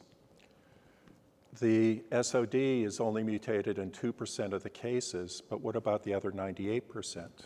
Okay, is it a different disease, or does SOD cause that other 98%? And then finally, why is it selective for motor neurons? This enzyme is expressed in every cell in your body, and it's about 0.5% of cell protein. It's really abundant. Why just motor neurons? And after 30 years, I'll show you that there is an answer that just emerged. So what we believe goes on is it's actually very simple. The enzyme contains a copper atom, which carries electrons, but it contains a zinc atom, which is shown by that white sphere that's in the bottom. And if you lose that zinc atom, that makes SOD really toxic to motor neurons. That's the basis. It doesn't matter if it was from a wild-type enzyme or a mutant, okay? And what the mutations do is they just make it more likely for the zinc atom to fall out, and just a little bit more likely, okay? So the idea that mutations cause the disease is not quite right, according to this hypothesis. It's that they make the zinc atom fall out, and if that happens, your motor neurons are going to be in trouble. So as a biochemist, we worked at purifying the protein, and we were looking at mutants. We started to identify when we purified it that it was often missing the metal. And if you purify the protein, it's this really pretty green color that's shown on the far left. And that's true for both the wild-type protein and the mutant proteins. If you simply remove the zinc, it turns to a light blue color. Okay, so you can see this with your eyes. And we found it was very common. And now, one of the new papers that we're working on submitting is actually showing that SOD doesn't have to be misfolded at all. If it's missing one zinc atom, it actually has, all the atoms are roughly in the same place, and it's extremely toxic to motor neurons, okay? So missing one metal is all that's needed. I mentioned and showed you a picture of Luis Barbado and Alvaro Estevez, and this is a picture of them much younger when we started working in '95. And they were experts at culturing motor neurons out of spinal cords, which is technically challenging, but before you go through these high throughput methods that people are going to now, we were able to grow motor neurons specifically from animals and study a lot of their properties. And something that was pretty amazing is these cells behave differently than any other cell in the body, that they died by making peroxynitrite and nitration, and if you blocked it, it was protective. And the thing that was really interesting, so you remember SOD with copper and zinc is green, and if you lose zinc, it's blue. So what we were able to show is that green SOD, whether it's mutant or wild type, protects motor neurons really well if you induce stress. But if it loses the zinc atom, it causes the motor neurons to die, okay? So that was the hypothesis. We were able to publish this in Science and many other publications. And we're also able to show that nitration takes place, this tyrosine nitration, this modification. So we had developed antibodies which were useful to visualize where nitrotyrosine is, and we provided them to Sam Chu, who was at San Francisco at the time, and the picture shows motor neurons, and the black staining there is they're positive for nitrotyrosine. We also provided them to a group at Harvard, and you can see that they, using a very similar method, found that both in sporadic and familial patients, nitration is taking place. Now, and then there was Dr. Abe in Japan that I also met and provided the antibodies to. He's the one that actually pulled Edaravon out and got that into clinical trials in stroke and then into ALS patients. So he was the driver behind that. And I mentioned those long telegraph axes. So we look in the body and we characterize that, but the axons actually become really full of nitrotyrosine, and they become heavily nitrated. This is work we did, and Sam Chu was showing this, that there are little swellings. They're called spheroids in the axons. Those were very positive for nitrotyrosine. And Neil Kyle showed that too. There's little arrowheads that show these very small dots that are axon swelling and screwing up communication. Okay, so I don't want to go more into the science, but there are like 4 parts to the hypothesis. And one of the key things is that copper is involved in the disease. I'm saying copper is toxic. And that turned out to be a really hard problem to study. But where we're coming back to is that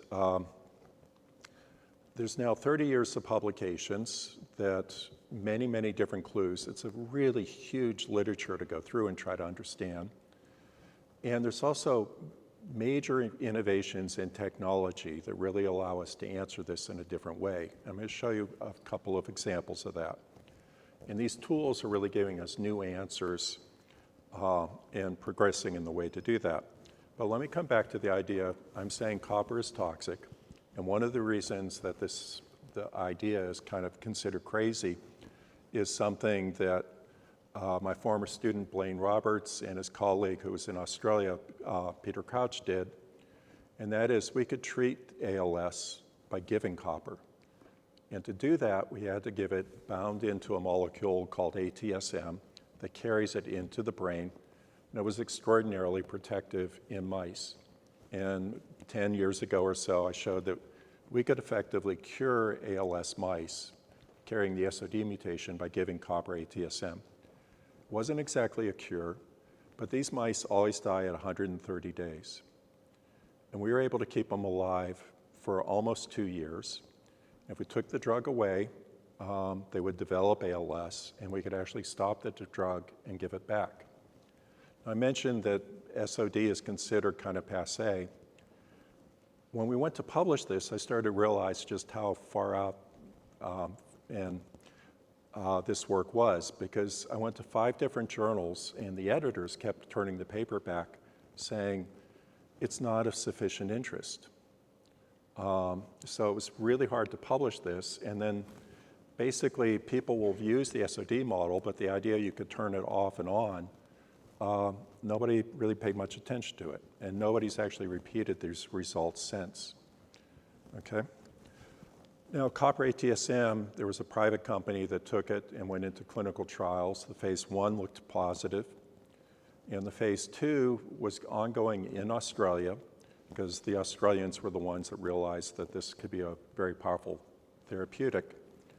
And I was an unpaid scientific consultant on it, as is Peter Crouch.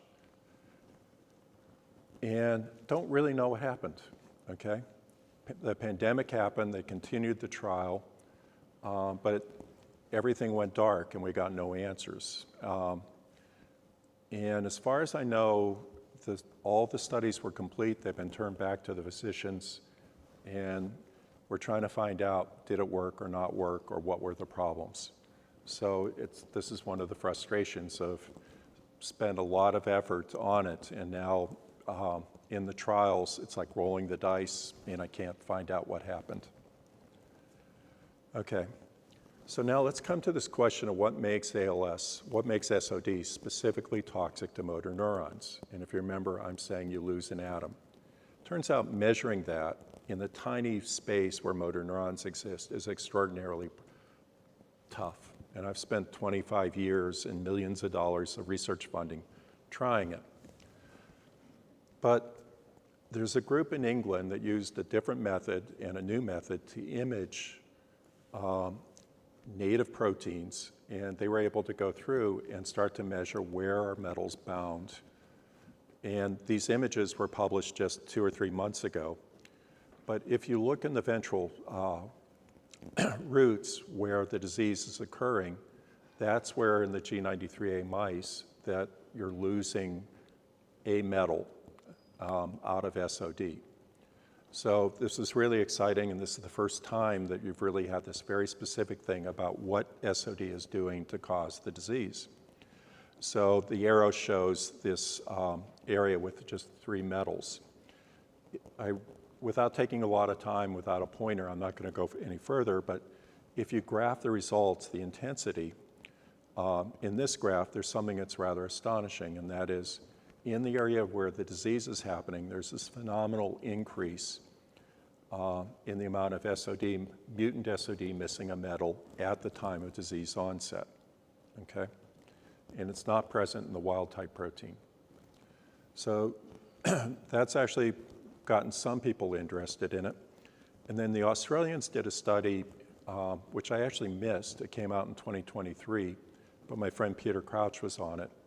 But buried in figure 3 was a graph in humans. They could measure zinc deficient SOD in about half the ALS patients that they were able to sample. So now we have the tools to come and look at this, you know, and start to measure metals bound in SOD and correlate it with the disease. So the technology that we've been working with in particular is mass spectrometry, and the improvements in it have been phenomenal. It only became really practical to work with biological molecules in 93, 95, about the time I started work on SOD. But now it's utterly amazing what you can do. So in the photograph I showed from 2006, these are 3 of the people. There's Blaine Roberts at Emory, who's a professor, and behind him in that tall machine is one type of mass spectrometer. And then 2 friends from Uruguay, Mariana and Marcelo. How are we doing on time? That's about right. Okay. So Emory's got large programs going in ALS, and they are taking lots of samples such as cerebral spinal fluid from ALS patients and doing proteomics in these large precision medicine type things to look for biomarkers, proteins that are affected in the disease. And what Blaine realized is nobody bothered to go through the data sets and their gigabyte files and look for nitration. So it turned out that you could actually identify nitrotyrosine, and there's another amino acid that gets nitrated called nitrotryptophan. So these are plots. I won't try to study it or explain too much, but it's comparing controls to ALS patients, and they're called volcano plots, and usually they have 2 lines going up on equal sides. What's amazing on this is if you look at the little dots, there's very few control patients that have this nitrotyrosine, but the abundance goes way up for the patients with SOD mutations as well as sporadic patients. So this is showing one example of where the new technology allows you to go through and out of human samples start to search for these markers that indicate oxidative stress is going on. It's also a case where now we can go back and look at how well does Edaravon actually work to inhibit tyrosine nitration, because the original studies were using pretty poor methodology and difficult to replicate. So I closed my lab on ALS research at the beginning of the pandemic, but we had started a biotech company to develop a new tool for mass spectrometry. And I had to work with that company to keep it alive through the pandemic. And we grew quite successfully through that. And we sold it last year to Agilent. And that one of the outcomes was I actually made more money than I ever thought I'd have in my life. And what do I want? I don't need a new car. But I could go back and work on ALS again. And I could get my friends to work on it again, too. The other thing I did is Luis retired. So we took off and we spent 3 weeks in Patagonia last November, along with the guy holding the selfie is Emiliano Trias, really brilliant PhD student now working with Luis. And being kind of nerdy, every morning you sit down with breakfast and coffee and you can talk about the beautiful mountains, what we're going to do that day, but really we started talking about ALS and got really excited to come back to this and see could we really reinvigorate these studies and help bring people together. And I'm going to show you in a minute that Emiliano started a biotech company and it's not focused on ALS, but it's showing something that's actually I consider pretty miraculous a result.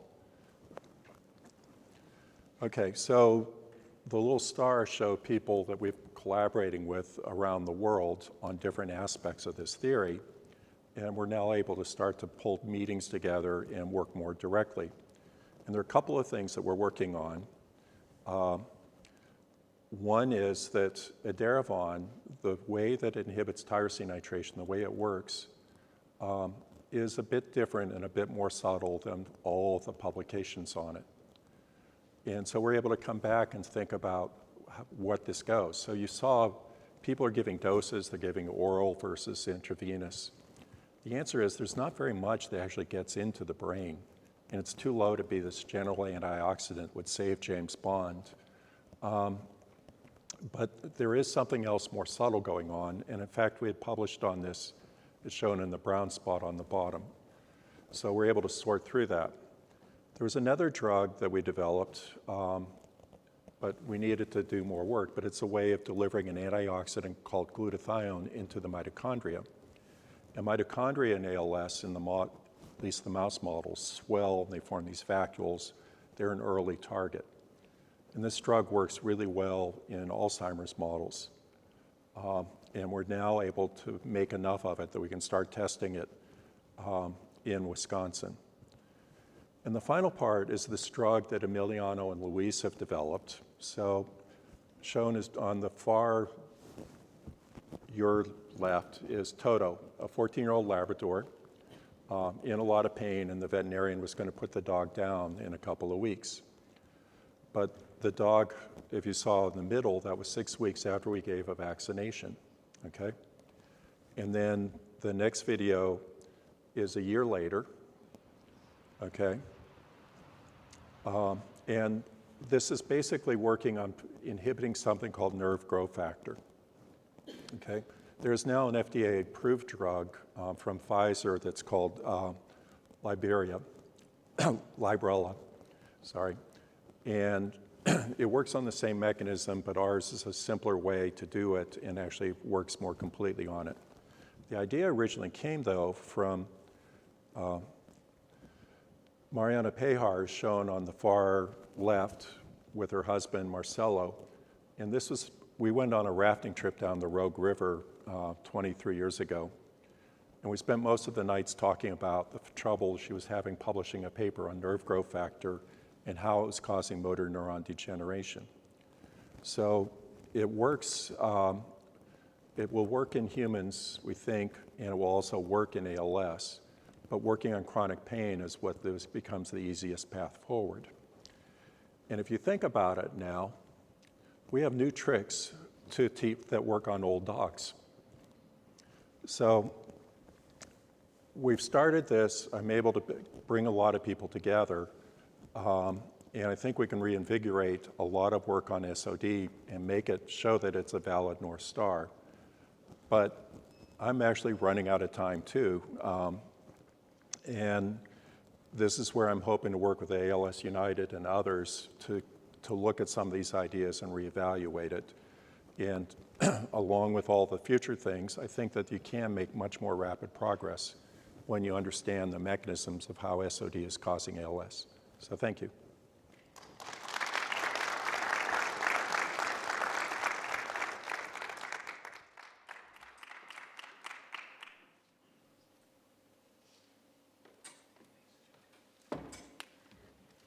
All right, thank you so much, Dr. Beckman. Next up, I'd like to welcome Dr. Paul Mehta. Dr. Mehta is the principal investigator for the U.S. congressionally mandated ALS Registry, which resides within the Center for Disease Control and Prevention and the Agency for Toxic Substances Disease Registry, try to say that 3 times fast, and is responsible for providing medical, scientific, and epidemiological expertise on matters related to ALS. And I also want to give a shout out to Jaime and Raymond, who is also here from that office as their lead epidemiologist and is here in the audience today. And just a reminder to Susan's coming around the ballroom to collect any questions that folks have for the panel Q&A, which will happen next. All right, let's give a warm welcome to Dr. Mehta. Thank you. Can you guys hear me okay? Very good. So my name is Paul Mehta, and thank you for having me, and thank you for Lance and the ALS Northwest. I grew up in Ohio, so coming out to the West Coast and actually seeing real mountains is always a treat. There's only hills in the East Coast. Those Appalachian Mountains, I think, are more hills, not really mountains, if you ask me. Very good. So no disclosures. Quick outline of my presentation right here. I'll be talking about the National ALS Registry and exactly what we do and how we fit in when it comes to ALS. We are actually an organization that was founded back in 2008, and I'll talk about that as well. And this right here kind of tells us about exactly who we are. We're actually a multifaceted research platform. We do a lot more than just count ALS cases. Even though the name registry is in our name, we do a lot more than counting cases. We have a biorepository. We look at the epidemiology of ALS in the US, the incidence, which is looking at new cases of ALS, the prevalence, those living with ALS at any given time, our partner organizations such as ALS Northwest and so forth, our survey data. These are surveys which are completed by ALS patients, our notification system where we help to connect those living with ALS with clinical trials, epidemiological studies, and the research we actually fund.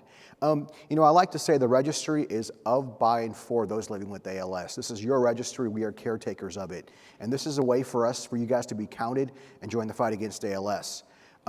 This slide right here kind of outlines exactly what everyone does at the alphabet soup in the U.S. government. So the NIH, which is a huge organization, looks at the basic sciences when it comes to ALS, as well as genetics and so forth. There's also another group within the government called the DoD CDRMP, Congressionally Directed Mandated Research Program. They're looking at preclinical compounds and stuff like that. So potentially areas of development of therapeutic agents and so forth.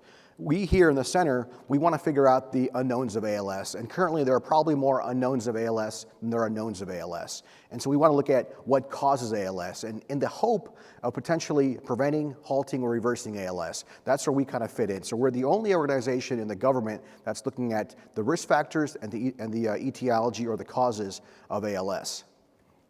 So, like I mentioned, we actually were formed back in 2008. This actually was a concerted push, and Lance actually was leading the charge with other members as well back in 2008 to have their own ALS registry. So patients, caregivers wanted their own research program. So we actually launched back in October 2010, and it's a multi-fold initiative looking at, like I mentioned, the epidemiology of ALS, the who, the what, and the why of ALS. We are probably the oldest ALS research program in the U.S.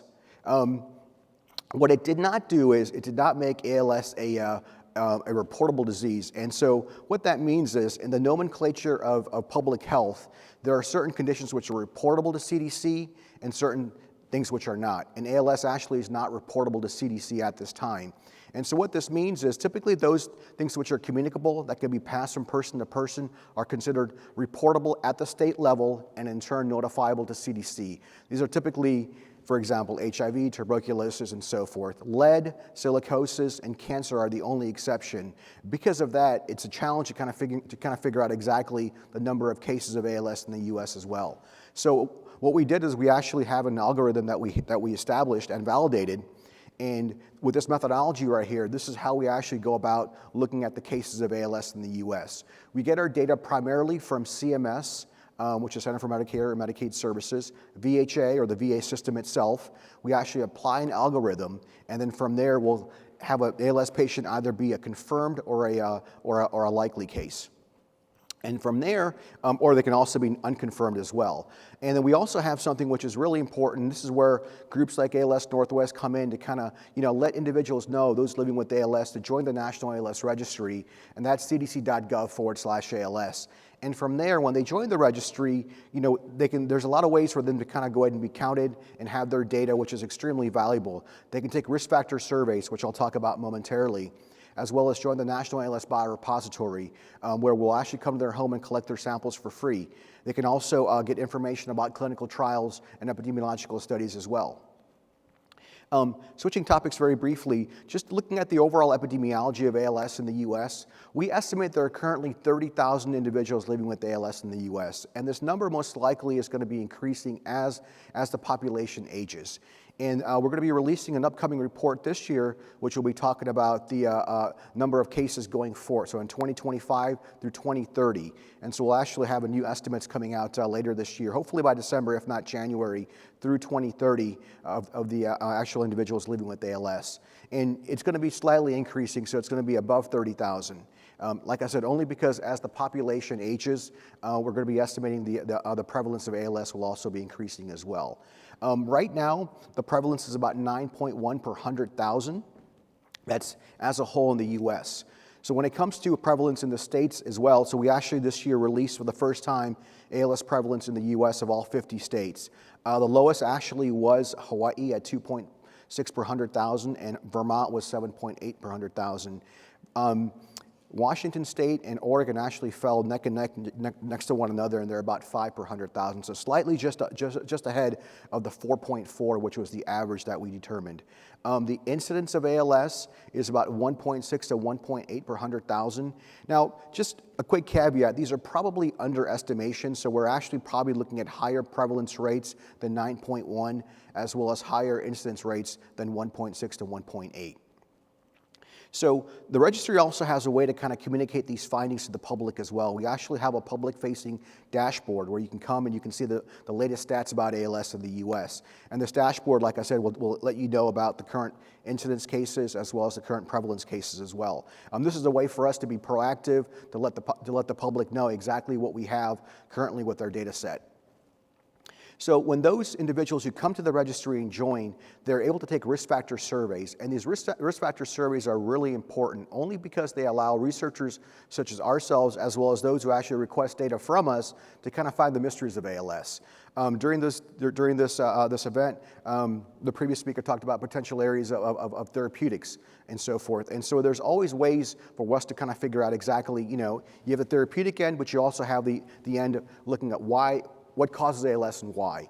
And that's where these risk factors actually come into place.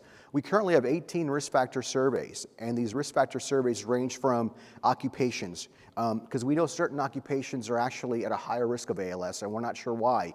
It potentially could be exposures that are occurring during the lifetime of that occupation, or something that occurred during multiple times during the occupation and so forth.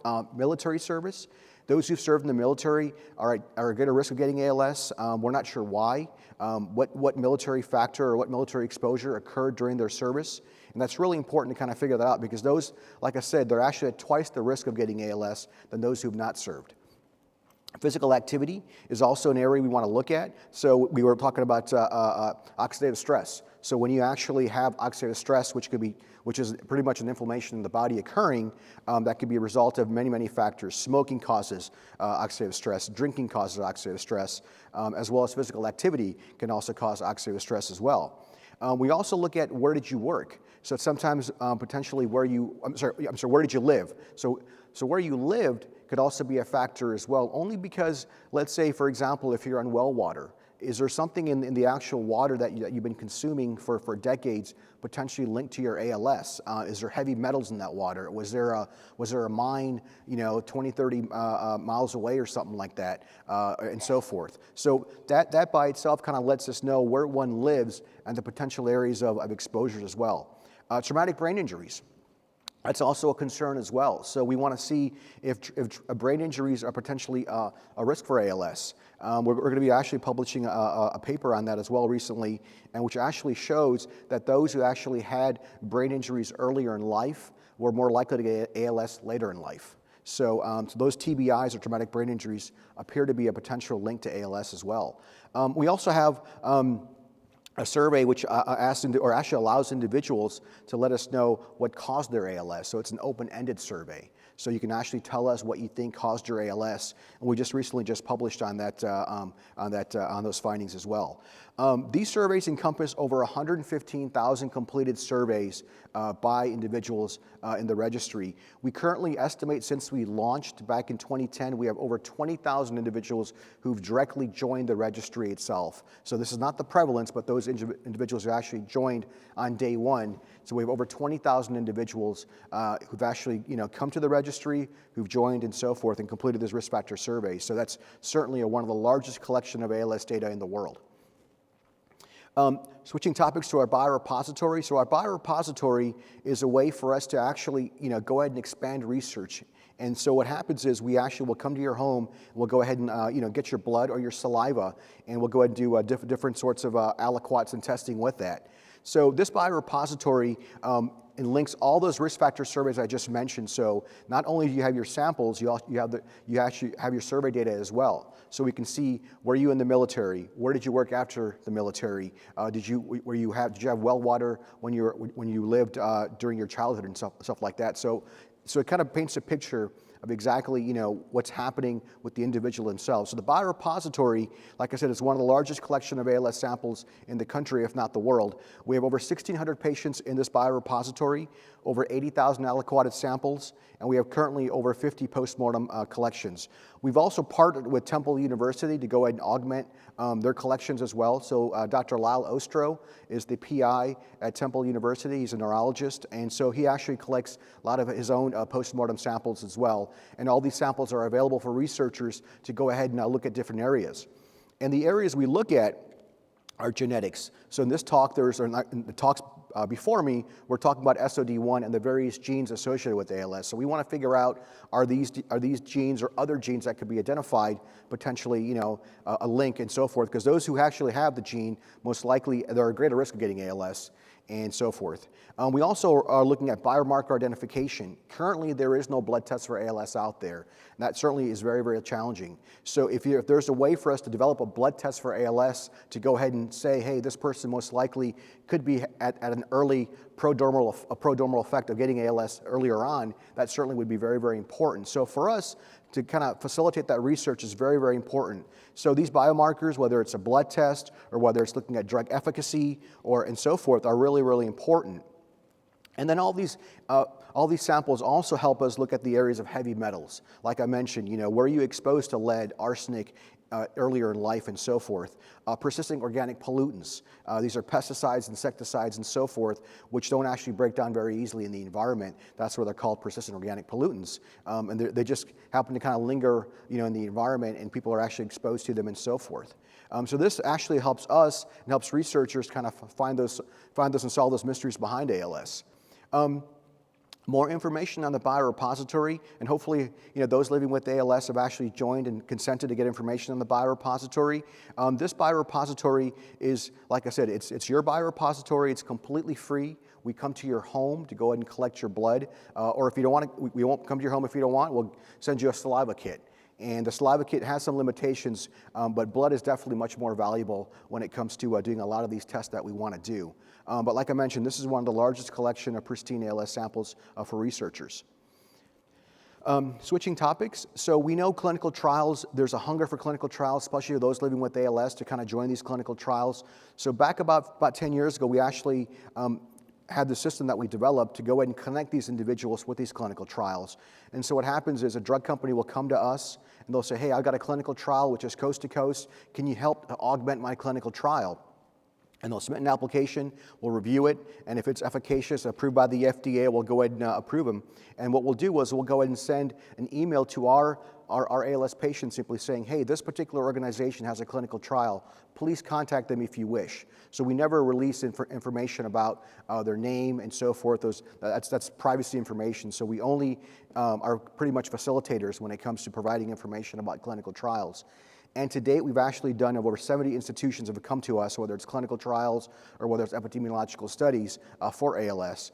And this actually equates to about, with our data and one of our publications, literally over thousands of patients have actually joined clinical trials and studies with this program itself. So it's a really, really valuable tool for those drug companies coming to us for free. It's a free service for them to go ahead and help to augment their clinical trials. This right here is just a quick synopsis of the current clinical trials we have right now. The Healy platform trial was mentioned actually in this event. So we actually helped to recruit for the Healy platform trial. And in the past, we helped to recruit for Biogen, Mitsubishi Tanabe Pharma, Cytokinetics, Brainstorm, Ionis, as well as Alexion as well. Let's see. This right here, for researchers themselves, allows them to come to our website and to go ahead and request these data, or biospecimens and so forth. So we want to make sure that we have a platform for researchers that can come to us to request these samples and data as well. We also have just only for patients, so we want to make sure we have that demarcation so patients aren't accidentally going to our researcher website and kind of getting confused. But this is a way for us to kind of go ahead and let information or provide information for those researchers when they want information on regarding their studies or biospecimens for research and so forth. Switching topics, so we also fund research. So we are a small funder when compared to other groups out there, but currently we have 28 research studies that we actually help to fund. And so these are academic institutions. And so since 2012, we've slowly added to this list and so forth. And like I mentioned earlier, this research really helps us find out the causes behind ALS. And some of the areas we actually are funding or have funded in the past are, for example, cyanobacteria, looking at pesticides or pollutants, as well as we're actually doing one very interestingly with Harvard, looking at the human virome. So what they're doing is they're doing a virome scan with the DoD Virome Serum Bank, and they're looking for potentially viruses linked to ALS, if any. This particular researcher also helped find the connection between multiple sclerosis and Epstein-Barr virus as well. So this is a way for us to kind of go ahead and fund these institutions to kind of solve the mysteries behind ALS. Military service, like I mentioned, is an area we also fund as well, TBI and so forth. This right here is a quick synopsis of the institutions we've currently or are funded in the past: Northwestern, Harvard, and so forth, Columbia, and so forth. We are also funded in the past Trinity College.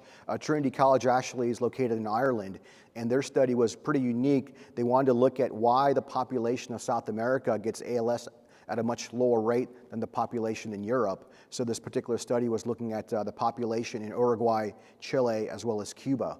The populations of Cuba is more diverse, but the population of Uruguay and Chile has a much more European connection as well. So, but why does that particular population get ALS at a much lower rate than the European population? We also fund Karolinska Institute, which actually is in Sweden. Stockholm, Sweden. And one really good advantage about that particular institution is the Swedes, or Scandinavians in general, they have a really, really good and robust system when it comes to getting data. And so they can kind of have information about, much more comprehensive than us even, because it typically is a single payer healthcare system. So they have information about individuals, from pretty much from birth to grave. Where do they work? Where do they live? And so forth. So this is a really, really rich data set that the Swedes are working on to kind of figure out those mysteries behind ALS. We also do a lot of publishing of data as well. We currently have over 100 peer-reviewed articles that have been published either by us or through our partnerships with institutions. And so as an ALS patient, you can come to our website at cdc.gov/ALS and read these publications. We actually will go ahead and actually buy the rights to the publications so they're openly available for you to read. In scientific academia, unfortunately, a lot of these journals have a fee to read these articles, and that's kind of unfortunate, but what we do is we'll go ahead and pay the actual fee for that. This way you can actually come to our website and read some of the research that we actually are working on and so forth. And like I mentioned, the registry also does a lot of funding of research as well. Currently, we have a new funding opportunity announcement, and potentially maybe for some of the researchers here, you're more than welcome to apply. It closes November 4th, and we're hoping to fund 1 to 3 institutions when it comes to looking at areas of ALS risk factors and etiologies. We have option A, which looks at established research. Option B is novel topics, and option C we just added recently, which is looking at communities which are not looked at too often and so forth, even veterans. So we want to figure out exactly why these particular individuals, and because we know ALS affects everyone, but typically it affects these minority groups in our research at a lesser rate, but there's still areas of it we want to look at, because there's also, we know we're missing cases and so forth. And by us funding this research, it helps us to actually go ahead and figure out, like I mentioned, the mysteries behind ALS. So the registry, in closing, we are the largest database of ALS patients, ALS collection of ALS patients in the U.S., as well as probably the largest data set as well. We work with drug companies to help augment their clinical trials. Biorepository, which is a free service for ALS patients. We come to your home to go ahead and collect your blood or your saliva. And like I mentioned, this helps researchers find out areas of biomarkers, genetics, and so forth. We fund research, and bottom line is, we are here to fund the who, the what, and the why of ALS. So thank you.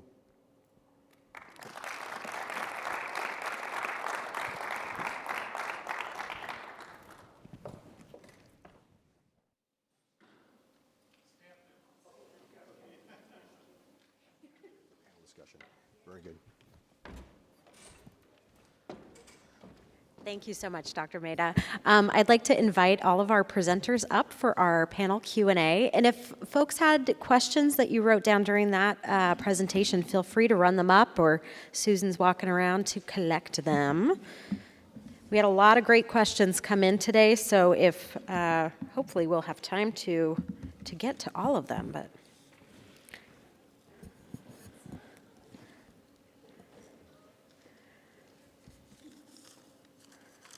all right.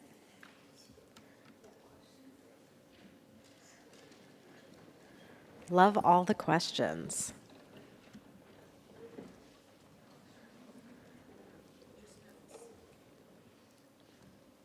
Thank you. All right. Oh, well, hopefully Dr. Olney will come back and join us. We will miss him while he's gone, but we'll go ahead and get started for time. So I wanted to start off the Q&A today by just having each of you reflect a bit on one another colleagues' presentations, and in particular what you might have found interesting or what stood out to you. And I'll just pick on you, Dr. Beckman, since you're right next to me. Thanks. So there's clearly, what I've seen in over 30 years is this diversity, in thinking about clinical trials, an enormous number of people working on it, a lot of things being tried, and it's always been really disappointing to go to meetings and it's just like, oh, phase 2, another negative study. But now people are beginning to figure out how to make this happen, and there's an enormous amount of effort that I've seen going into this, and a lot of thought, a lot of creativity, and so much more information than before. So really think there's a lot of reason for hope. I thought we had some very clear explanations about cell biology, about the clinical process here in Oregon, which is exciting to see that's carrying on. I think Oregon has been a leader, or this region. And the ALS Registry, too, is there's so many questions that are unknown, and lots of stories or rumors, but there's no way really to decide.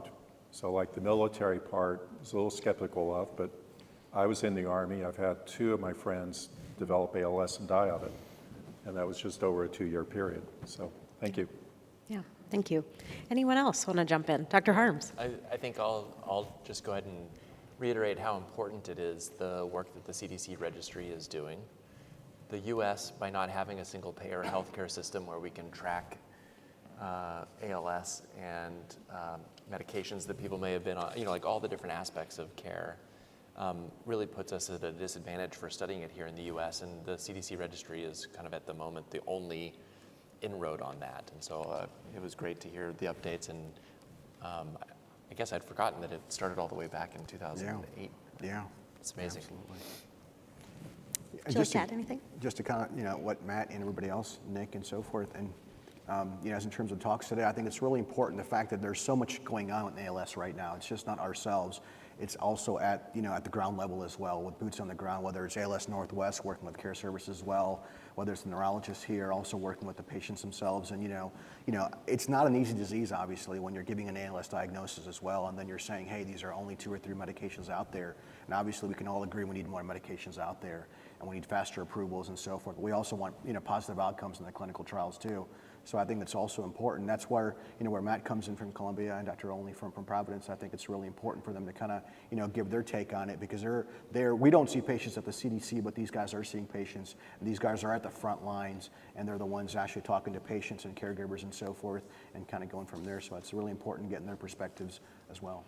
Yeah, thank you. The question was just reflecting on your other panelists' presentations today. Anything that might have stood out to you? I would just add, I guess, well, certainly I think I really like seeing, well, everybody's talked, but the CDC, I remember actually being on the advocacy days back about 20 years ago, and my dad had it and advocating for that on Capitol Hill, as well as the white paper you talked about for the connection for the military vets. But I just think it's really cool to just see how much stuff has changed and over time. And again, I still think it's an exciting time to be in ALS research. Yeah. Well, thank you. Can I add one thing? Of course. Yeah. I think when I first started doing this, there was this very clear divide between the clinicians and the scientists, and then the patient community.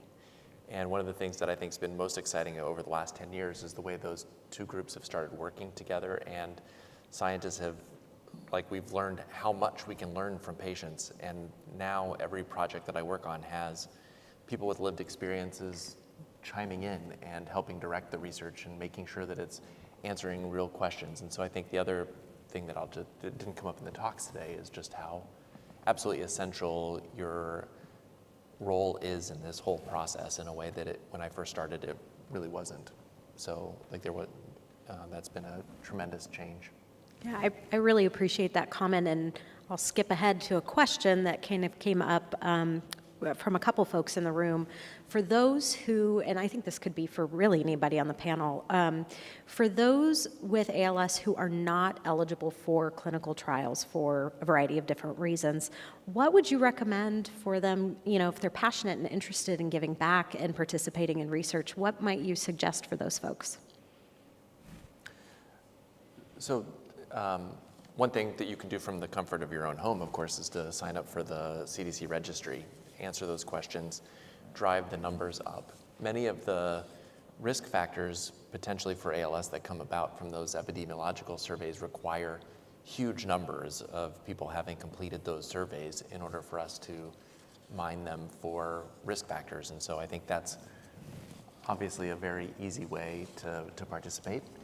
And then there are also multiple national biorepository efforts that are ongoing. There's the one at the CDC. There's also, the NIH has just funded a new one that's going to take place at 34 centers, and also have the option for a fully remote involvement so that you never have to leave your home and someone comes to collect all the information there as well. So that'll interdigitate and work well with the CDC registry. So those are 2 things. Great. Thank you. Yeah, I would add the CDC registry. We have that at the bottom of all of our after visit summaries for the team clinics that we have. I would also say we're a part of multiple consortiums and registries. So I usually talk if patients want to do clinical trials, and at least they know the FDA treatments, and also to get plugged into the team clinic. But the registries we're a part of create the ALS Natural History Consortium, and then All ALS will be launching soon, which is what I think Dr. Harms is talking about, that can go to all of the people, even people can have visits at their house. I was wondering, actually, I had a question, is that going to play into the CDC registry? Is that going to? Yeah, we're actually working with All ALS with awesome. Both James Berry at MGH and Bob Bowser at Barrow. So, yeah. Awesome. Great to see that collaboration. So this came up from a couple of different folks, and I think this would be for Dr. Mehta. So there are sometimes reports that we hear of sort of clusters of people with ALS in certain geographical locations. Wondering if this might point to environmental factors contributing to a cluster. And have you seen ALS clusters, and what is the registry doing to study those? That's a great question. So we actually get inquiries or emails, actually quite a bit, about individuals who are concerned about what's happening in their backyard. So what we do first is we go ahead and talk to them, get their information, And we also let them know to please contact their local health department, because we're federal. CDC just can't go into someone's backyard or into a state unless we're actually invited. So that's actually hierarchical in public health. So for us to actually do that requires an invitation from the state. So if there's a concern which is happening, whether it's in Oregon or a different state, to certainly go ahead and contact your local health department and say, listen, I'm concerned about this. Can you go ahead and do something about it? And we'll also entertain your questions as well. We'll also talk to you too. But we'll also say, listen, please go ahead and contact your health department and go from there. There are actually CDC has something called EpiAid, where we'll actually we'll have boots on the ground to do an investigation. Unfortunately, we've had some requests which have not materialized to an EpiAid yet. I'm hoping and optimistic we'll have one in the near future from a state. I think that would be really, really big to show the community we are concerned what's happening in their backyard. We are currently working with Virginia Health Department. There's some concerns about what's happening in their area, and hopefully they will request an EpiAid through CDC. And the EpiAid, I'm sure you guys have probably heard about the disease detective CDC. This is all the guys who actually go out. I guess they're the gumshoe detectives, kind of figure out exactly who's case number one or the index case. Maybe in the movies you see about, hey, there's an outbreak's occurred. This particular group will go out there to figure out exactly what's happening. Who was the first person exposed to, let's say, Ebola or something like that. But this same group can also do the same thing with ALS as well. They can do some of the interviewing, potentially sampling as well at the state level, at the state local level, to see exactly what's going on. Is there elevated potentially areas of pesticides and so forth? Is there something in the drinking water? So I think there's always a way for us to kind of look at that and do a deeper dive. But yeah, so we get this question quite a bit, and so what we say is please work with your local health department, and we're also there as a resource too. Thank you. That's really helpful. So this question is for Dr. Beckman. Let's see if I can read it. You talked about the loss of zinc in motor neurons that cause motor neuron death. Is there a way to restore zinc to motor neurons, and would that be a possible treatment? And also, is there a way to measure the loss of zinc as a biomarker? So it's a great question, and a corollary is there evidence that if you're zinc deficient, you develop ALS? So we've tried delivering zinc, and we've also tried depleting it. But the motor neurons are buried inside the central nervous system. There's a blood-brain barrier. It's one of the more controlled environments going. So I think the problem is not that there's a deficiency of zinc, but it's actually stuck to proteins inside the motor neurons, particularly neurofilaments, of which there's an enormous amount. So that part doesn't seem to work that well. The copper chelation, I believe we can do things that will improve that. And then I forgot, I think that may have answered it, but. I think so. Whether or not it would make sense to measure the loss of zinc as a biomarker. The problem is that that's really difficult to do, and you have to do it out of autopsy material. So as a biomarker, I don't think that's going to work, and it's only after 30 years that we're able to measure it even in the autopsy material with some really sophisticated technology. So we're making a big push to develop that to show that it's there. But the nitration markers, the nitrotyrosine, those are very likely to be good biomarkers. And the technology now is vastly superior.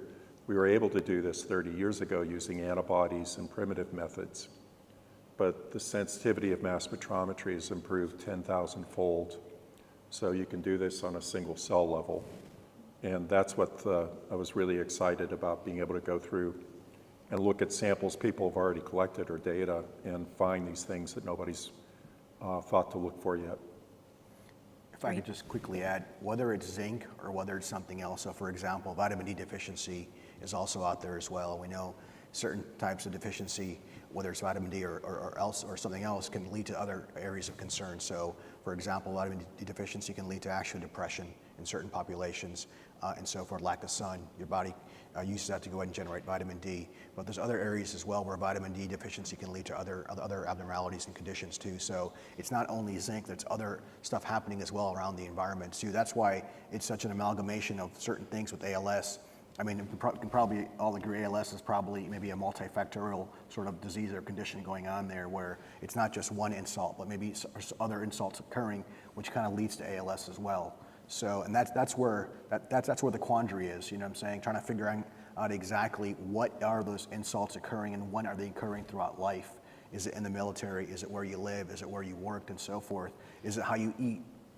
The microbiome is becoming really big as well. The gut-brain axis, as it's called too. So what you eat affects your brain as well.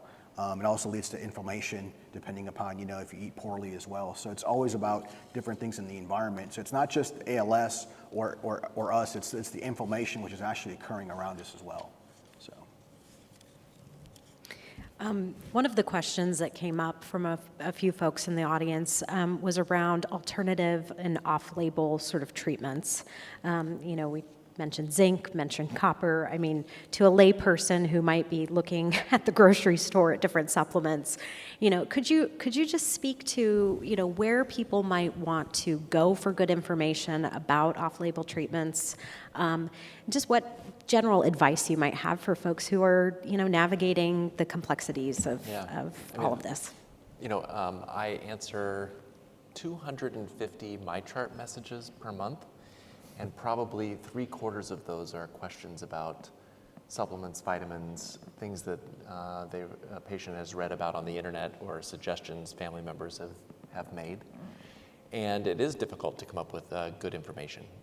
And I think one of the places to start would be a website called ALS Untangled, which has white papers, and that's basically like experts get together and they write up a synopsis of what's known, what's the theoretical advantage to some of these supplements, is there any animal data, is there any clinical trial data, what do we know about not just the potential benefit, but the side effects or bad things that could happen if you took those. And so that's a place that I refer my patients to quite frequently to look at. And then I think, at some point, you kind of have to just decide, are you going to try some of these things?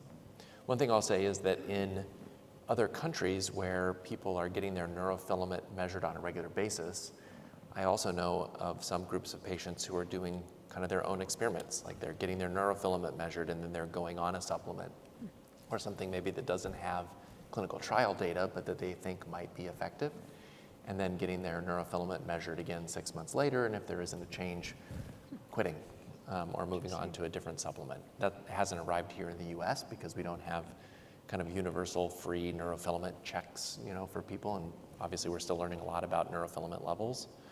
But that's something I know is happening in other countries. People are doing their kind of own clinical trials. It's really interesting. That. Yeah. There's one thing I'd probably would also, always talk to your physician, especially when it comes to doing these therapies as well, because there's horror stories out there. There are folks out there who'll go to a different country and try stem cells, and they'll come back with a cancer or something else horrible happening. So it's very, very important to make sure you speak with your physician, whether it's in this room or those who are listening on the internet, to make sure you speak with your doctor about any sort of alternative therapeutics, because like I said, there are folks who actually have done something crazy and they've gone to countries and so forth, and they're promised the world about, hey, ALS cures and so forth, and you have to be very, very cautious because, you could end up getting something even, much more complicated and so forth.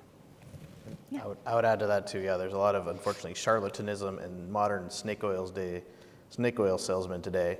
And so I generally go to the alsuntangled.com, like Dr. Harms said, and I think it gives a really good rating of it. Even says the safety, and if it's like a D or an F, I'm usually saying, this is not safe on that website. It'll also go over even they have a whole rating system they explain on the website, but they'll go over, what is the actual mechanism? Is there any clinical data known? I've certainly engaged with people that want to do rational trials. I think it is kind of going to be a trial of N of one, kind of, so to speak. And I think the other challenge is you just don't want to do too many at one time. Great, thank you for that. So this question is more for Dr. Olney and Dr. Harms. You're both working, in ALS centers with people with ALS, and also offering research opportunities. How do you both balance your work with clinical management and all of the research projects? I'm guessing it's not easy. Yeah, I mean, you work 80 hours a week because both are so important. And, the idea that you would, give up providing care for patients in order to make room for research, or see patients but then not get to the research is just untenable with a disease like ALS. So you just do a lot. You just do it. And you expect a lot from your team and basically put in the hours because there isn't time. So that's how, you wouldn't call it balance. Certainly it's not a work-life balance. Not a lot of balance. But it's two extraordinarily important things. Easing the suffering of patients who currently have ALS, but trying to find solutions to prevent ALS for people who might have it in the future are, both require our total attention. Yeah. And so if you can't give it your total attention, then you double the amount of time you spend. Yeah. Yeah. Thank you for that honest answer. Yeah. Yep. Dr. Olney, you want to add anything? Yeah, nights and weekends, having a forgiving wife, lots of time. But I recommend that. I recommend that also. Yeah. Oh, well, it takes passionate people like yourselves to do that kind of work, so thank you. Let's see, kind of along those same lines, and I can tell you for sure that a clinician wrote this question. This is for Dr. Olney. What resources are needed to support a platform trial in terms of research coordination, average amount of time it takes you per week, safety, all of those sorts of things? Like what really goes into putting on a platform trial? Yeah, I'm seeing patients, again, 75% of my time, so I have a whole team of people behind the scenes monitoring the safety, reporting back to me when there's any problems. There's also, that's just local kind of regulatory and how the mechanics work, and then there's also people even at Harvard monitoring us and all the data, or we have people to reach out to should there be any problems. But it really has been a great infrastructure and a great team to be a part of. Again, I think when the regimens are open, they tend to fill very fast, so it's usually a very popular trial. Great, thank you. A couple questions in here about, well, and you all kind of spoke to this, that ALS likely has so many different factors that are contributing to this disease. In terms of actual drug development, do you all know of any sort of studies that are focusing on a cocktail of different drugs or different regimens aside from the Healy trial? So I think we're one step away from being able to do that. And I think the major focus at the moment is on figuring out how to identify what the driver problems are in a given ALS patient, right? So we think that, I showed all of those different pathways that go wrong in an ALS cell, and we suspect that in an individual patient, one or more of those might be the predominant driver problem, right? So there may be patients who are a neuroinflammation ALS, and there could be patients where the recycling mechanism inside of the cell is the most dysfunctional thing. And being able to discern from the outside which category is your major driving pathway will then allow us to tailor those types of medications and those types of cocktails, right? You maybe don't need to use a neuroinflammation medication in somebody who's a cell recycling driver or something along those lines. So I think most of our work at the moment is in biomarker studies to be able to determine which type of ALS. And I think one of the exciting things that I didn't have a chance to mention in my talk is the fact that we can now pull out something called exosomes, which are these little blebs of neurons that have kind of popped off of the neuron, and they show up in our spinal fluid and they show up in our blood. And when you purify those, you can figure out which ones came from neurons, which ones came from astrocytes, which ones came from muscle. And then you can look at the contents of those vesicles and ask how much TDP-43 is there? Are there any other things that tell us kind of what's going on back in the neuron, even though we can't look at the neuron? And so that's, I think, a new area where we might be able to discern kind of what the driver problems are in an individual ALS patient, and then we can start to tailor those cocktails to people with the different types. Yeah, thank you. It's really interesting. And I would add, I'm not aware of too many like cocktail per se trials. I mean, some of that I just worry if you put too many things that are unknown that you wouldn't know what's causing the side effect and what's helping.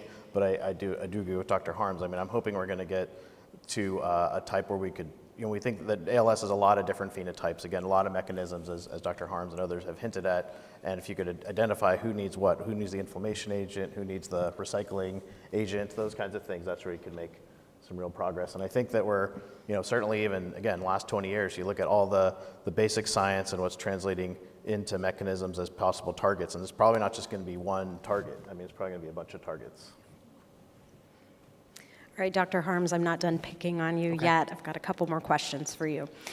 So you talked about the high throughput screening.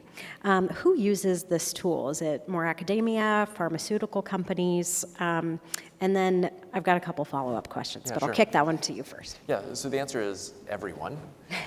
So, basically, there are different definitions of high throughput, right? So academic labs tend to be kind of at the lower end of that. So you've got, 100 molecules that you want to look at, and so you're looking, more carefully. And then there are other companies that, have the resources and the infrastructure to do thousands. And so kind of at every area where research is happening, those types of screens are taking place. And it's also happening with different types of cells, right? So you can do those types of screens on cells that grow really well in a petri dish. You can do them on neurons from mice. You can do them on stem cells that we derive from people. And so there are all different flavors and varieties of those types of assays too. Great. And actually, I'd add, I experienced this again 20 years ago, but before I went to medical school, I was actually doing biotech, and I was in the high throughput looking at ion channels of pain and Chinese hamster ovary cells. And just big machines, and they'd have engineers working on that part, and then I'd be the one plating the cells and collecting the data. And there's I mean, I'm sure it's even grown since then. I went to more clinical work after that, but it was exciting. I mean, they would just have you would go to the chemistry floor, and they'd just have thousands and thousands of compound and give you the well that looked like the plates that might work on those specific cells or the assay you were looking at. And I'm just going to throw in artificial intelligence, right? Because this is one area where AI, I think, stands to make the most progress in ALS, and that is, one of the challenges in ALS is that when you make human stem cells in a dish, they don't behave that abnormally, right? If you think about how motor neurons behave in a human with ALS, something's gone wrong. Even in genetic ALS, you've had the gene mutation since you were born, and disease doesn't start until you're 55 or 60 or 70, 80 sometimes. So your neurons have been doing pretty well for a very long time before they succumb. And so you can imagine that if you just throw a neuron in a dish, maybe it needs to sit there for 5 to 10 years before it might degenerate because of the problem. So we think that there are some very subtle changes that happen in the dish, in the petri dish, and that AI, looking at those cells, may be able to discern patterns that we can't even see as humans. So that's one way that I think AI is going to be helpful, by spotting these very subtle changes that are below the detection of human cognition, that might give us more robust screens and faster drug development. Yeah, thank you for that. And Dr. Mehta, I know when you came and spoke with our team yesterday, you were talking a little bit about AI in sort of the work that you do as well. Do you want to share a little more? Yeah, so one of our publications we actually had was looking at AI in the actual survey we had, what caused your ALS and what do you think causes ALS? And so we actually employed machine learning and AI to go ahead and figure out those answers as well. But just what Dr. Harms was saying, I think it's really important to utilize current technologies out there, because remember, it took scientists, years and years, and there's a lot of pushback from industry when we said, cigarette smoking causes cancer, right? And there was no AI, there was no machine learning back then, but we knew there's something going on with smoking cigarettes and all the issues having with when it was cancer or COPD and so forth. So something was going on there. But obviously there's pushback, from industry as well. But when we finally got to the point saying cigarette smoking causes cancer, it went everywhere. But I think for ALS, it's really different. I mean, we have to utilize all technologies, whether it's AI or machine learning or whatever, to kind of figure out and get those answers much sooner. Because ALS is a different beast than something like smoking, which could be pretty much behavioral linked, or there is components of smoking or cancer in the lungs, which is not linked to smoking as well. But the premise is the fact that I think using all those technologies out there, I think is very, very important. So, question for really anybody on the panel. As we are using more of these tools, if there are more potential drug therapies being rapidly tested, will this lead to an increased number of clinical trials? And if so, how much faster do you think that would be happening? And if no, why not? Well, I'll just talk about a clinical trial that's happening in Europe right now within the TRICALS network. There's a trial set up so that if after so many patients have been on it for so long, they don't see a drop in neurofilament of a specified amount, then they stop that arm of the trial and introduce a new medication, right? So it'd be a very quick way in clinical trials to screen through and basically have a go, no go, or yes, move into more people type of thing. So I think there are only 500,000 ALS patients in the world, so we need to be very efficient about how we do our clinical trials. Yeah. And so I think that's one way that we can speed up the process is to use the biomarkers that we do have to look for early signals that might shorten a trial or tell us, hey, this really isn't working. It's not having any effect on neurofilament. We're not seeing any effect, in this small number of patients. We should move on to a different medication. I would add, if again, just looking 10, 20 years ago, it used to be like 1-2 trials a year. Now we have multiple regimens. I couldn't even talk about all the trials I did in the last 5 years here in Oregon since I started doing them. Great. We have a couple more questions, but I want to be cognizant of time. One of the questions that came up from folks in the room and also on the chat watching online was what, if you can speak to this at all, what work is being done around research for people with PLS or PMA? I know we've got some folks in the community who are really interested in participating in research but may not qualify for ALS-specific studies. So the registry in the Act itself has the authority to actually look at PLS because the Act says not only ALS, but it says conditions which could lead to ALS, which is PLS, or be confused with ALS. So we recently had a petition from Dr. Hiroshi Mitsumoto and Dr. Sabrina Paganoni, one's from Columbia and one's from MGH, Mass General Hospital, to add PLS to the registry. We can do that. It's just the resources available to us are not there to make it happen. Because we have the ability to do it. It would just be kind of like siloing those individuals coming to the registry to add PLS as a new disease group into the registry itself. So we could do it at least in our end right there. But clinical trials for PLS, Matt, Nick? I could add. I think that's one of the challenges being an outlier variant. It's just people don't qualify for the typical clinical trials. Even the expanded access they are for more typical ALS. So I think the registries are ways you can try to look at and still contribute to research. Some of the older research I had done back in academics, I was definitely advocating to try to include the whole spectrum as much as you can, but it's just hard because it's just hard to recruit that many. They're rare enough variants, they're hard to find a high number at one time. Yeah. Thank you. Yeah, I know that's a question that comes up often for us.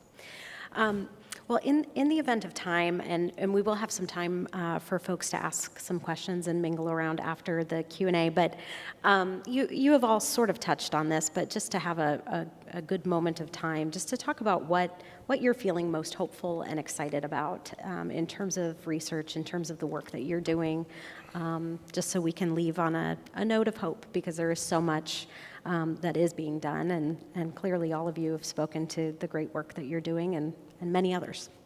Let's see, Dr. Mehta, you want to kick us off? Yeah, the ALS community is a pretty small community. We all kind of know each other from different meetings and so forth. And I think, the bottom line is there's so much happening, whether it's clinical trials, new compounds being tested, new research, whether it's all ALS or the registry itself, and so forth. I think at the end of the day, we all want the same thing. We want to figure out what causes ALS. We want therapeutics for ALS and so forth. And I think that's where the community is kind of coming together and coalescing by the Healy platform trial, by having all these events that we go to kind of go and talk about these initiatives that we're all doing. And whether it's at the genetics end or whether it's the sporadic end and so forth, I think it's really important for the community to realize, we are not standing still. We are always working together to kind of figure out and solve the mysteries behind ALS. So I'll just say, from my talk, you probably got the sense that I like kind of like real-world analogies. So the thing that I'm most optimistic about is very similar to kind of where self-driving electric vehicles were just 10 years ago. Like they were nowhere, right? They didn't exist. And basically a few companies brought some key technologies across threshold so they could be kind of rapidly combined, and now all of a sudden you have a Tesla that can drive itself, right?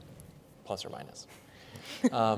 So Maybe. basically, we didn't have battery life that was long enough. We didn't have charging stations. We didn't have GPS that was accurate enough. We didn't have video processors that could tell the difference between a human and a mailbox. And all those technologies basically cross threshold simultaneously, came together, and instantly you have that major breakthrough. And I think as I look out across kind of the major facets of ALS research, like we understand so much about the pathways. I think that one's already over threshold. I think our genetics is almost over threshold. I think our ability to very quickly screen drugs and develop new types of technology drugs are just almost at that threshold. And so I think that because so many facets of ALS research are so close, it's only a matter of time before a few of them pop above threshold, and then we combine them and have something transformational. So I think we're very close on those fronts. Yeah, and I would add, I'm very excited for a lot of the interest in genetics and the genetic therapies that Dr. Harms mentioned more in his trials, or his talk. I am excited about where the directions of cell-based therapies are going. And I also think just a lot of the novel trial designs, like the Healy platform trial, just to include more people, has been really great.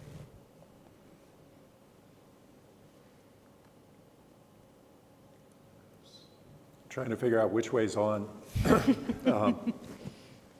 So I think that there's also a phenomenal amount of work that has been done, and it's almost impossible humanly to keep it in mind. I've been reading for 30 years, and now there may be tangles forming in my brain, but going back and rereading and thinking about it, it's also a place where AI will have a role. But I think that science has lots of controversies, and people argue about things, and the evidence, it leads to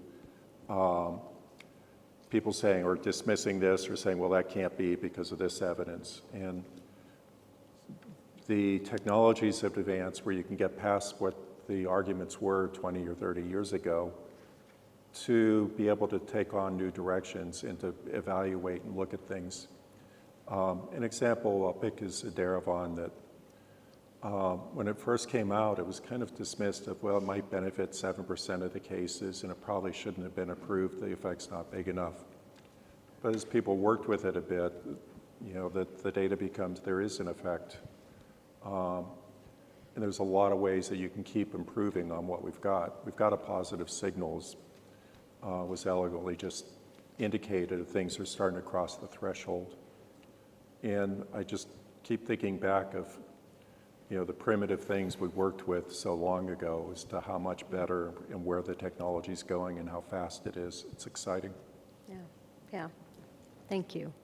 Well, thank you so much to each and every one of you for taking the time to come and speak with us today. Thanks to everyone in the room for coming out. I know it's a lot of information. It's a long day, but I hope that it was helpful in just starting conversations. And thanks to everybody watching from home. And again, a big thank you to our sponsors, Providence Brain and Spine Institute, United Access, MT Pharma, PTC Therapeutics, and Amylyx. And once again, I hope you all have a great rest of your day, and thank you so much for joining us.